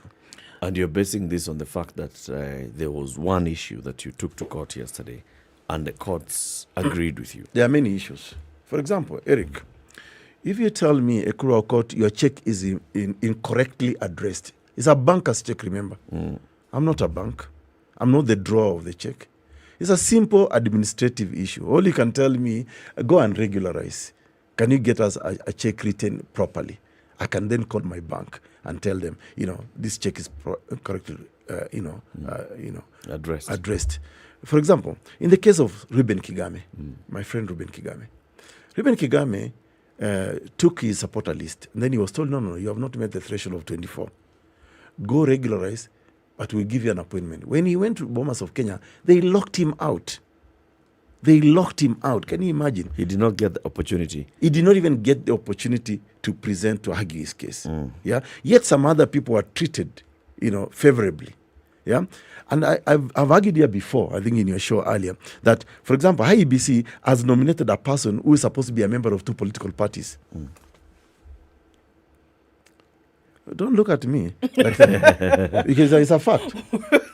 In their own court papers, they admit that Raila Amolo Odinga is a party leader of ODM, but he's also a member of Azimio. Yes. Now, let me walk you through the nomination process. Here we go. Okay. At Bomas of Kenya. When you go to Bomas of Kenya, when you went to Bomas of Kenya, desk number 1 is to confirm your compliance with Article 137 of the Constitution of Kenya. Are you a Kenyan? Are you a registered voter? Can we see your ID? You produce your ID. Then move to desk number 2. Desk number 2 is, are you a member of a political party? A fully registered political party. A political party in Kenya must have natural human beings, members, registered persons. So there's a man called, there was an IEBC officer there who now say, okay, give me your membership ID document. Then they key in your details. Then they show you in a iPad that, yes, indeed, you are actually a member of Third Way Alliance Kenya, you're a member of KANU, you're a member of WIPA, you're a member of ODM. Now, how did the Azimio la Umoja candidate go beyond that desk? He was a member of ODM. Exactly. ODM never nominated a presidential candidate. ODM is a member of Azimio. It's a member of Azimio, yes. But Azimio la Umoja Coalition Political Party is a corporate body of party membership, whose membership is only political parties. Okay? So if they have to nominate a candidate, it has to be a member of their party. Let's take the argument further. The Political Parties Act prohibits one from being a member of two political parties. At any one time. You cannot be. So either you're a member of one party or you're not. So again, clueless Chebukati nominates these candidates. That's why I'm telling you, the entire process is actually shambolic. As a matter of fact, if you have to give credit to William Ruto and his Kenya Kwanza, they were clever. They never nominated him a Kenya Kwanza candidate. They gave him a UDA certificate. And that's why I think, he may be safer. But the other guys, completely. Ekuru, when you took this petition to courts a few short weeks ago, and then now with Justice Mrima's ruling yesterday, what does this mean? I mean, we see that what it does is open the door and it allows would-be aspirants to go then and petition IEBC to be re-allowed on the ballot, etc., etc. But what does it essentially mean now? What it means is this. One, that we have got a sham presidential nomination process. It was never in accordance with the law. And that's what Justice Mrima said. If you cannot introduce, for example, an amendment to the Constitution through the back door called General Regulation 18.2C of the Elections Act. So if you have applied such an irregularity in nominating people, it means the entire process is shambolic. It's a nullity ab initio. So we don't have presidential candidates as we speak based on that judgment. We have to go back to the drawing board. The other elections can continue. But the presidential one, no. But the presidential one, no, cannot continue. And that's why for us, we have prayed that the ballot paper should not be printed. But he did not give any order to IEBC. Well, he did not give any order to the IEBC. He made a declaration on the basis of that. It's simple. That's why, again, I go back to the role of the chairman of IEBC, who is supposed to be a person in the standing of a Supreme Court judge. So he needs to purposively interpret that judgment of the court. And if they are not going to do it, purposively, I'll still move to court and ask the court to enforce because that that judgment. would be my next question Yes. then, because then he's left it open. Almost as though the door is open and saying anybody then who would petition and say, based on this ruling moving forward, until and unless something is petitioned by one party or another, that the process will continue. No, the process cannot continue because the judge has already found an illegality. He's not stopped the process. The judge has already found an illegality in the nomination process itself. Right. So it cannot continue because he has already made that finding that it was illegal, it was unconstitutional. So how can you then carry on an unconstitutional process? But then you then also say that the interpretation of that ruling is left to the IEBC. Yes, and you also say that the chairman of the IEBC has the position not just of an appellate court but of the Supreme Court. So if he interprets it to mean whatever it is he feels is interpreted, would that not be a superior interpretation? And will it not? Well, I'm simply following the logic of your argument. Yes, please. The basic is this. The process has been found to have been unconstitutional. So what more interpretation do you want to give it beyond that? Well, you can only say because they have been adjudged to have supervised an unconstitutional process, I cannot continue with this process. That's the simple interpretation. There's nothing more. I mean, what more can you interpret to remedy that? Not really. But there must be then subsequent action. Exactly. And this is the thing. Do you really think that the vanguards of the process right now, even after having heard a high court order, are going to say, well, it's been found unconstitutional, so let's drop everything? And do you really think they're going to do that? Until and unless there is a further order to the same. No, they can't. Do you really think that they're going to drop all that has been done and then move forward? There cannot be any further order on the finding of unconstitutionality of the action of Actually, there can be. What if it is appealed? Let them appeal, but so long as they have not appealed, that is the order that stays. Yes, that is a finding. So the finding of unconstitutionality is. That is the finding. Yes, it's binding. It's binding. So you cannot say now, actually, let's now interpret it. What will you interpret to say what? Give me an order. You found it's unconstitutional. So what do you want me to do? I actually like what he's saying because remember the question we asked the Chief Justice here with respect to people who've been found guilty and those who've been impeached. Okay? So essentially, if you've been found guilty by High Court, you're guilty until proven otherwise. So how is it then that people who are found guilty, sentences pronounced, can still vie and yet, by your argument, they're guilty? Let me tell you, the mere act of an appeal does not take away a conviction or a finding of guilt. What does it do? It does not. So, again, this is where, for me, I will say, Chebukati remains a clueless fellow who should not have nominated certain individuals based on a finding. Because you cannot tell me, City, I've been, if you are convicted, you are a convict. Yep. Yes, you are. Even if you appeal, you're still a convict. Appeal has not taken away that conviction. Yes. Yeah? You are a convict. So you cannot be until you clean yourself up. So in this case, even if you appeal, it doesn't take away from the unconstitutionality of this process that we are talking about. It does not. Unless a superior court now, unless now a superior court says pronounces something the different. Court of Appeal says, no, the judge was wrong in interpreting the law. But as far as we are concerned now, the finding of Justice Anthony Murima stands. That the process of nominating these 4 presidential candidates or even the aspirants was unconstitutional. Explain something to me here. Why is it then that when matters go to the Court of Appeal, it's never one judge determining it? It's a bench of 3 judges, etc., etc. Why? Sometimes Yes. Okay. The optics in legal practice are sometimes one judge doesn't want to be muliquid, if I can use that word. Yeah. So a bench, you spread the risk. Now, even in the High Court, it does happen. And sometimes also litigants will say, I don't want the judgment of only one person. Yeah. Can I have the benefit of 2, 3, other people? And that's why now the rules have changed.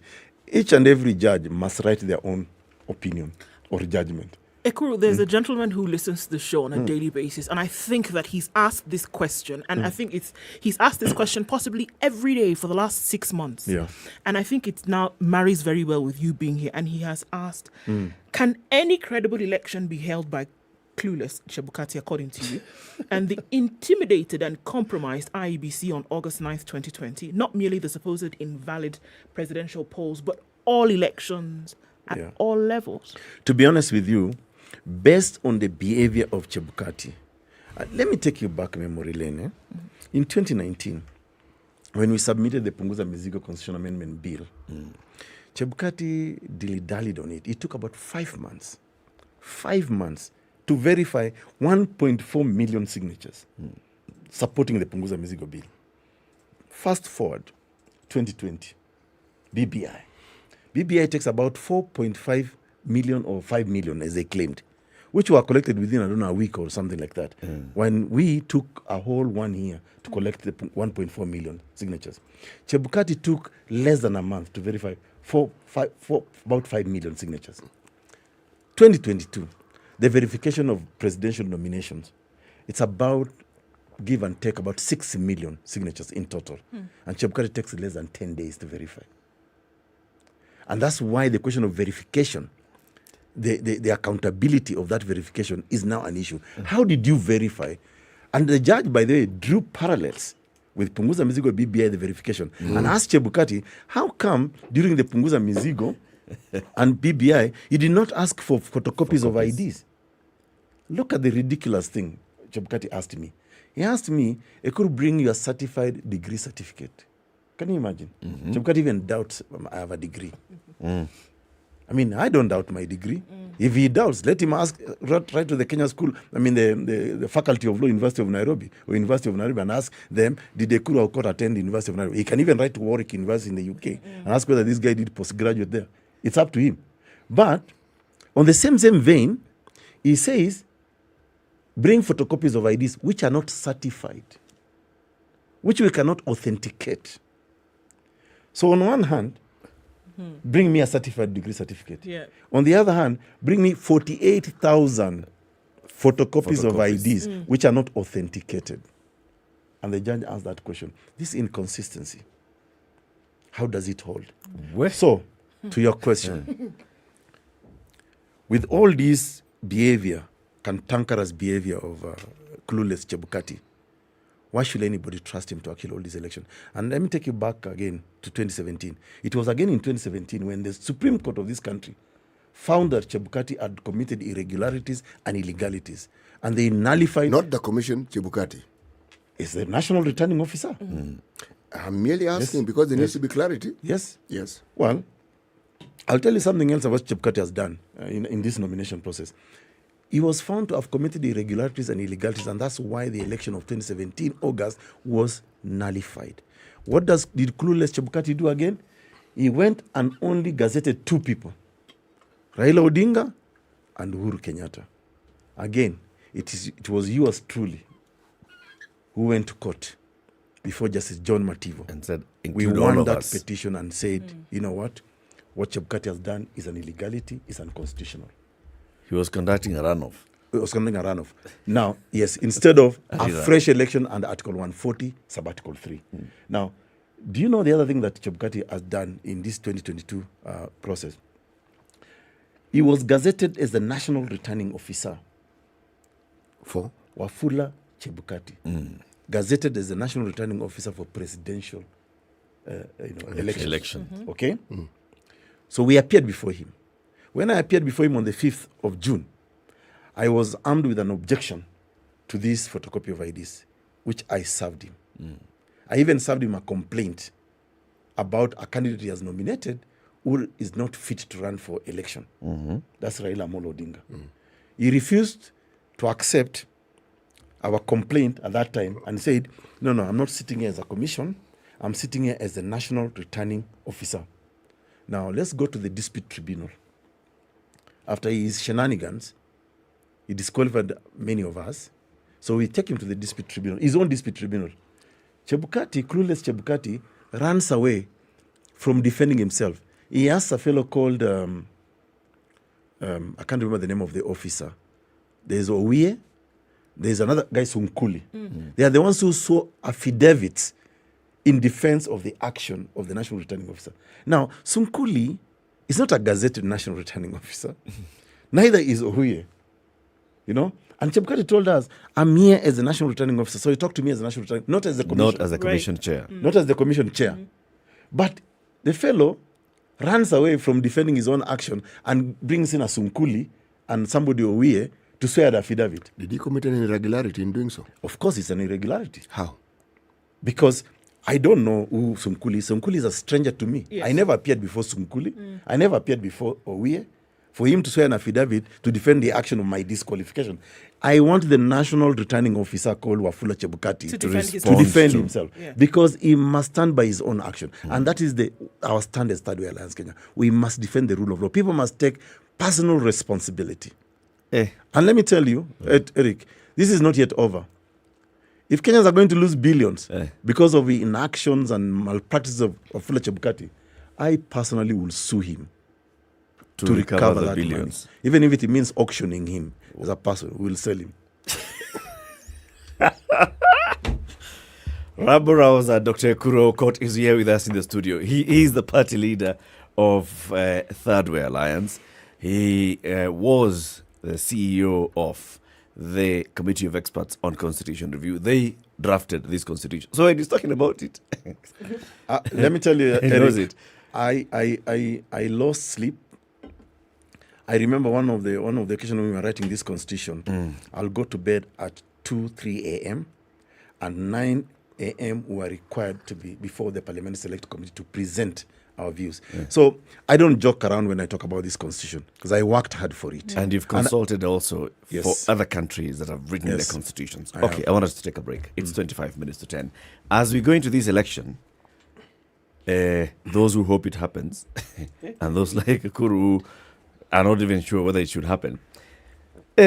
Remember, but elections. You know, we are talking about 40% of Kenyans who are so undecided. Elections. They will never participate in this election. Elections bila noma. Peace.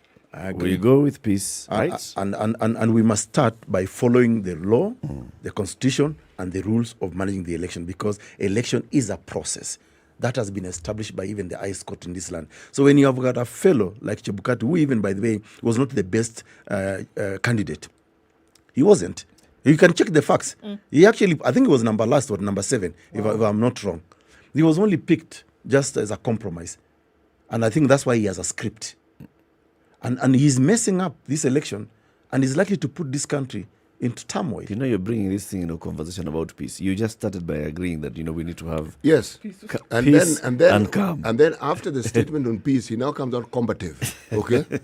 But with the guns trained. Elections, City. Elections, if somebody, bila noma. No, let me tell you, you know, election also in Kenya, and elections everywhere. Okay, it's very emotive. Let's take a break. Okay. 23 minutes to 10. Kenya's biggest conversation continues after we take a look at the weather and traffic. This is the Situation Room, the only way to start your day.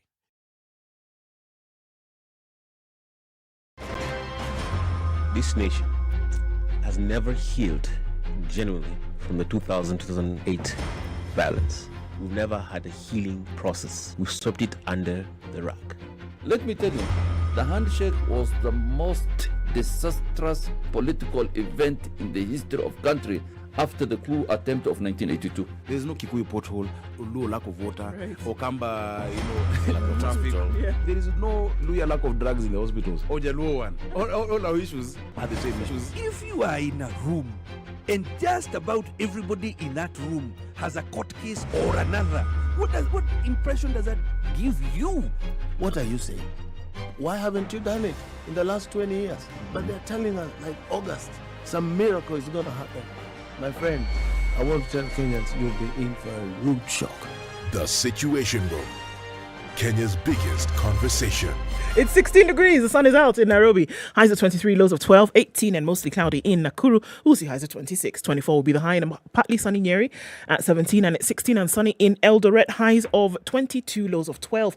It's still raining in Mombasa. We'll see highs of 28 and it's raining in Malindi. Highs of 28 as well. Mostly sunny conditions at 22 in Kisumu. It'll go to highs of 28 and 27 will be the high in a sunny Kakamega. It's sunny in Kampala at 22. The sun is also out in Dar es Salaam at 25. 13 degrees and sunny in Joburg. There's a haze over Lagos skies at 24 and it's mostly cloudy at 20 in Kinshasa. Let's take a quick look out into Beijing. It's 29 and sunny and the sun is out in Paris as well at 17. 16 and cloudy in London and it's cloudy in New York Tuesday night coming into Wednesday. We'll see highs of 33.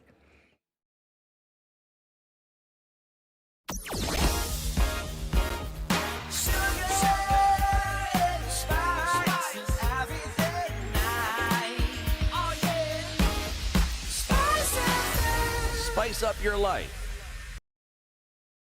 Much better traffic situation around the city. We're still looking at that expressway and through at the exits, some traffic this morning. That nasty accident that took place in Westlands this morning, that is more or less sorted out, but we're going to deal with the dregs of traffic at least for some time. Jogger Road still pretty messy. We're looking at that exit through to Landis Road, which by the way is bumper to bumper, and let's add one more bumper because it doesn't look good at all. We're looking at Globe Cinema Overpass, which has some traffic as well. Coming out of Thika Superhighway, that looks good today. Kiambu Road, we'll still deal with that for some time through morning. Let's talk SpiceFM KE on Twitter.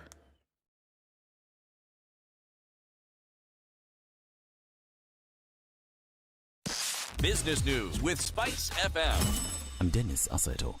The Chinese government has come out to address claims that it is overburdening Kenya with debts that would become a challenge to repay. Concerns of China overburdening Kenya with loans come amid reports that the Asian nation might be issuing huge loans to Kenya as a trap to freeze some of its valuable assets should it default in repayments. Chinese ambassador to Kenya Dr. Zhu Pinjiang has, however, dismissed the reports insisting that China is only offering loans to Kenya to spur its development and they have no hidden agenda. The Kenyan shilling has touched a new historical low of 118 shillings against the US dollar as the local unit weakness extends into the second half of the year.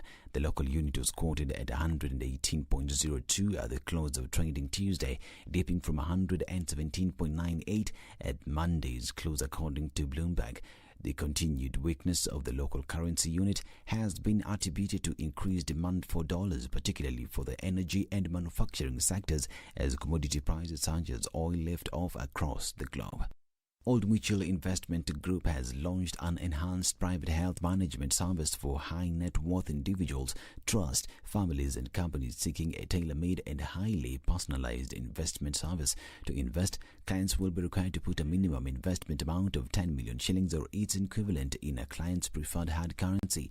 These will comprise either of cash or current investment portfolio in marketable financial securities like treasury bills, treasury bonds, listed and unlisted shares. Zimbabwe's central bank said it would start selling gold coins this month as a store of value to tame runaway inflation, which has considerably weakened the local currency. The central bank governor John Mangudia said that the coins will be available for sale from July 25th in local currency, US dollars and other foreign currencies at a price based on the prevailing international price of gold and the cost of production. The coin, named after Victoria Falls, can be converted into cash and be traded locally and internationally. The gold coin will contain 1 troy ounce of gold and will be sold by Fidelity Gold Refinery, Oryx and local banks. For Spice Business, I'm Dennis Aseto. Spice FM Business.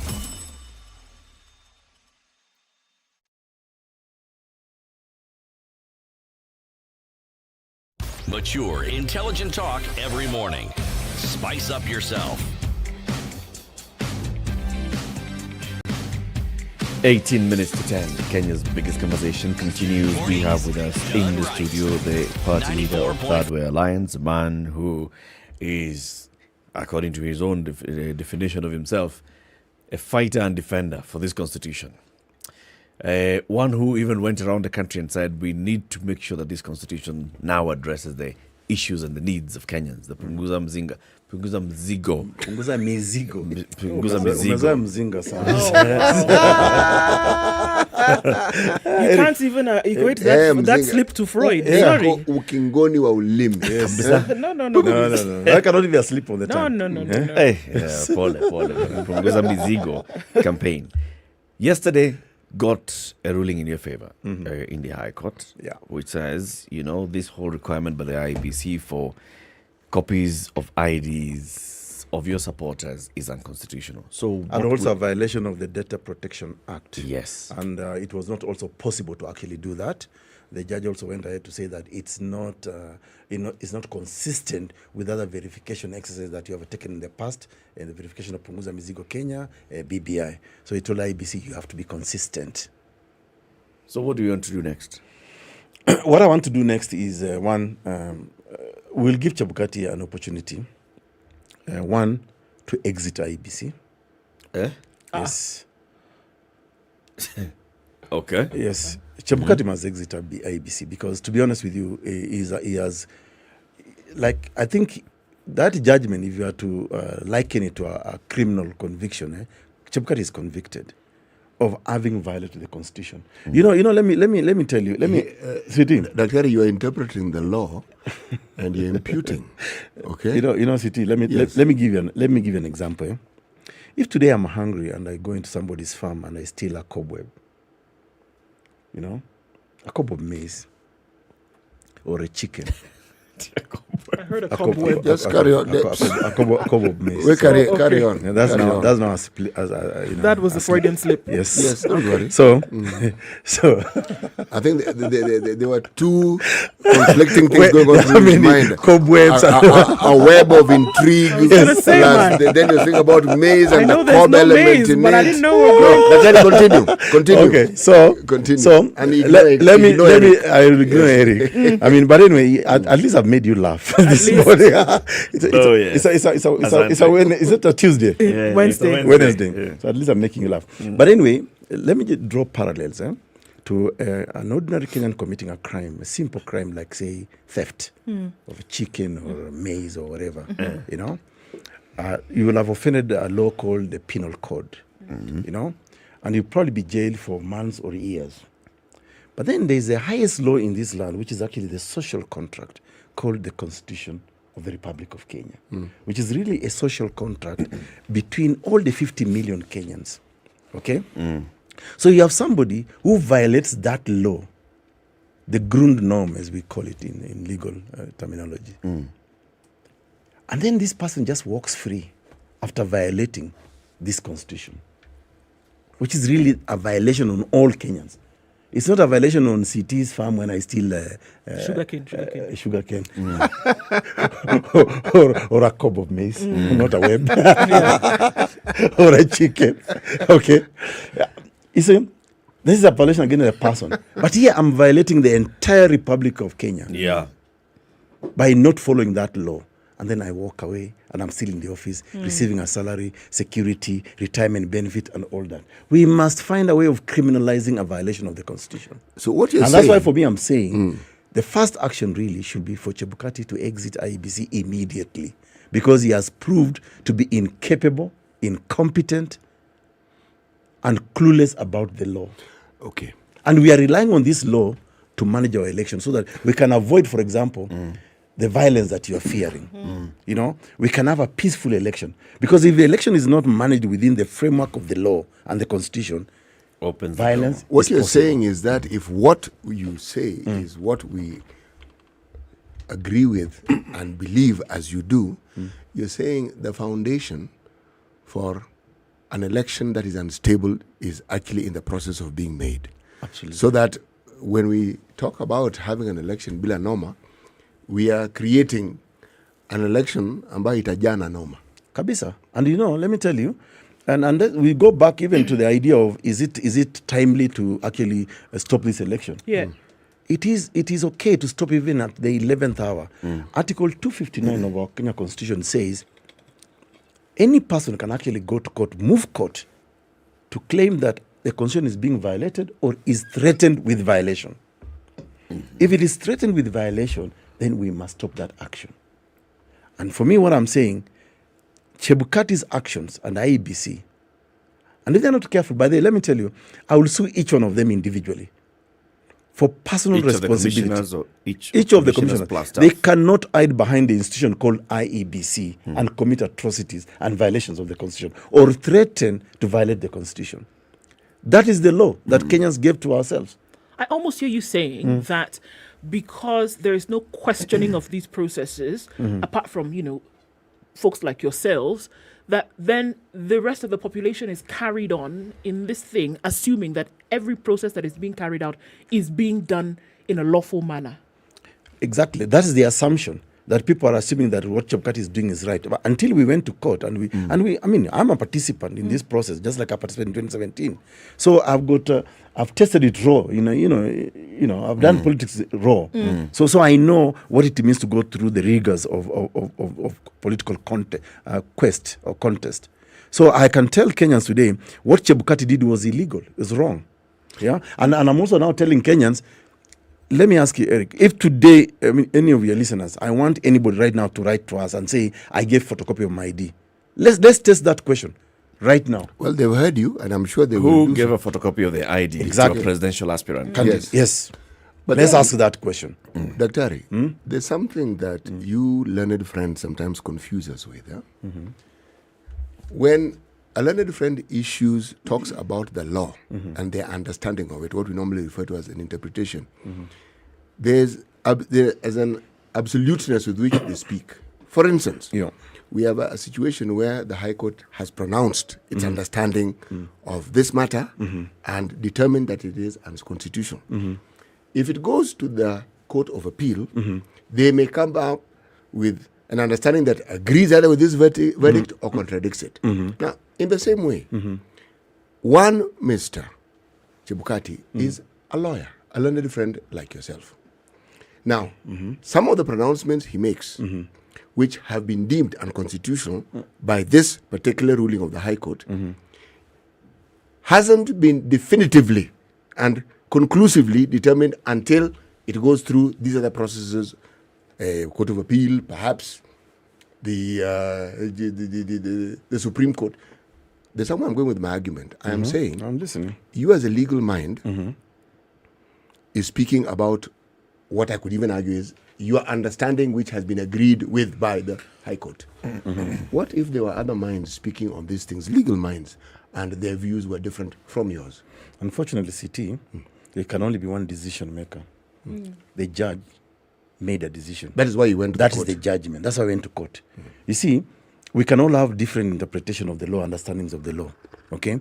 But if there is a problem or conflict in the way in which we understand the law, we go before the arbiter. And the arbiter here is the High Court. And we went before Justice Mrima. He has pronounced himself conclusively on that issue, unless there is an appeal on it. But as far as it stands right now, it's conclusive. That is it.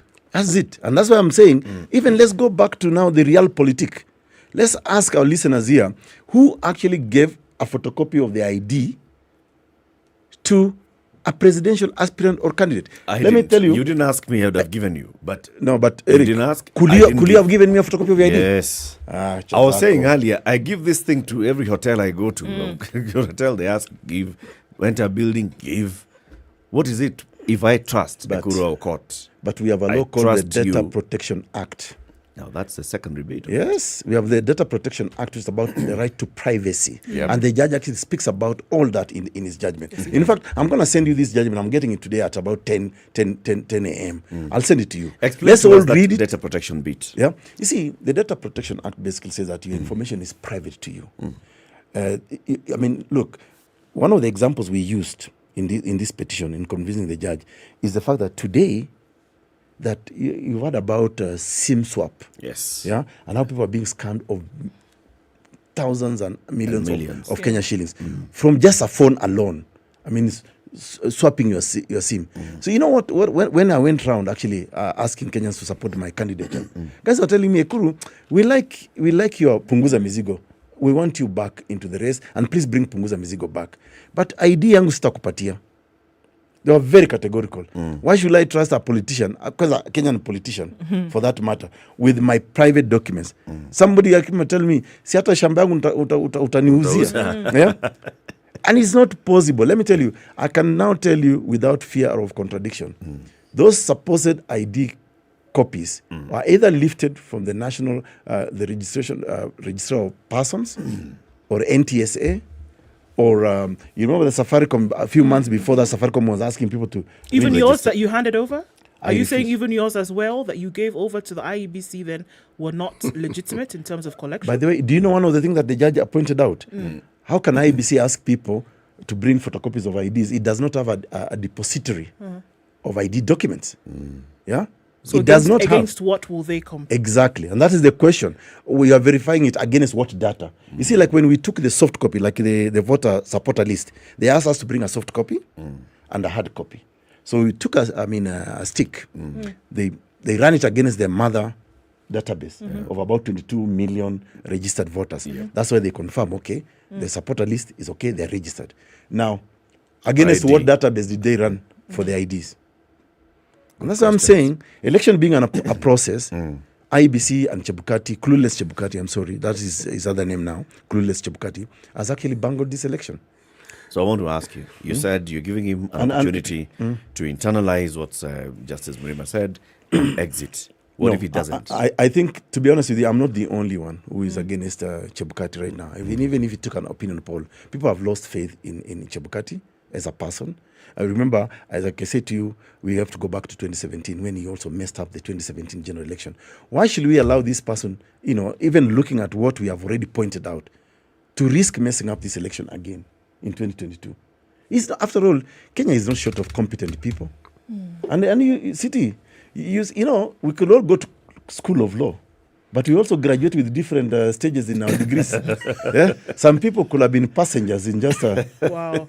Yeah? No, you can attend a university, but you could have just been, Daktari, one of the things that is certain is that... we have so many uneducated illiterates in this country. You seem to have very little regard for one Mr. Chebukati. I do. Because you do. And the fact that his views differ from yours, yes, the referee, the High Court, has given their verdict on this matter, we understand. But to render an individual clueless, and he's been running an organization like IEBC for these years, it's a bit much. Because he's a puppet. I mean, you can be there. You do not have evidence to prove that he's a puppet. You can run an institution, but as a stooge, as a puppet. That happens. Dr. You know as well as I do that you don't have empirical evidence to prove that he's a puppet or that he's a stooge. It's a view you're expressing, but there is no evidence that you've adduced to or that you've said this is what makes him a puppet. City, can I give you evidence? Please let me give you evidence. Yes. 2017, I was a presidential candidate. Okay, I used the same documentation that I used this year, and the same Chebukati qualified me or nominated me to run for president of Kenya in August. Okay, yes, he did.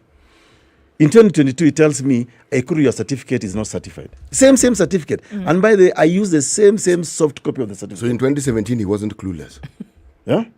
So in 2017, he wasn't clueless. If he follows the law and the rules, I have no problem. But if all of a sudden you become conveniently forgetful, you are clueless.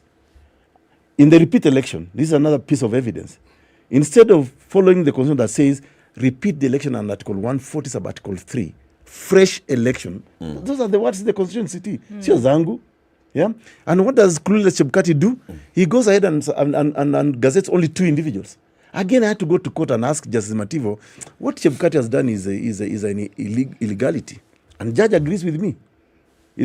Again, he walks away because the system wanted him, because he had been captured by both, at that time, NASA and Jubilee. Is it Jubilee?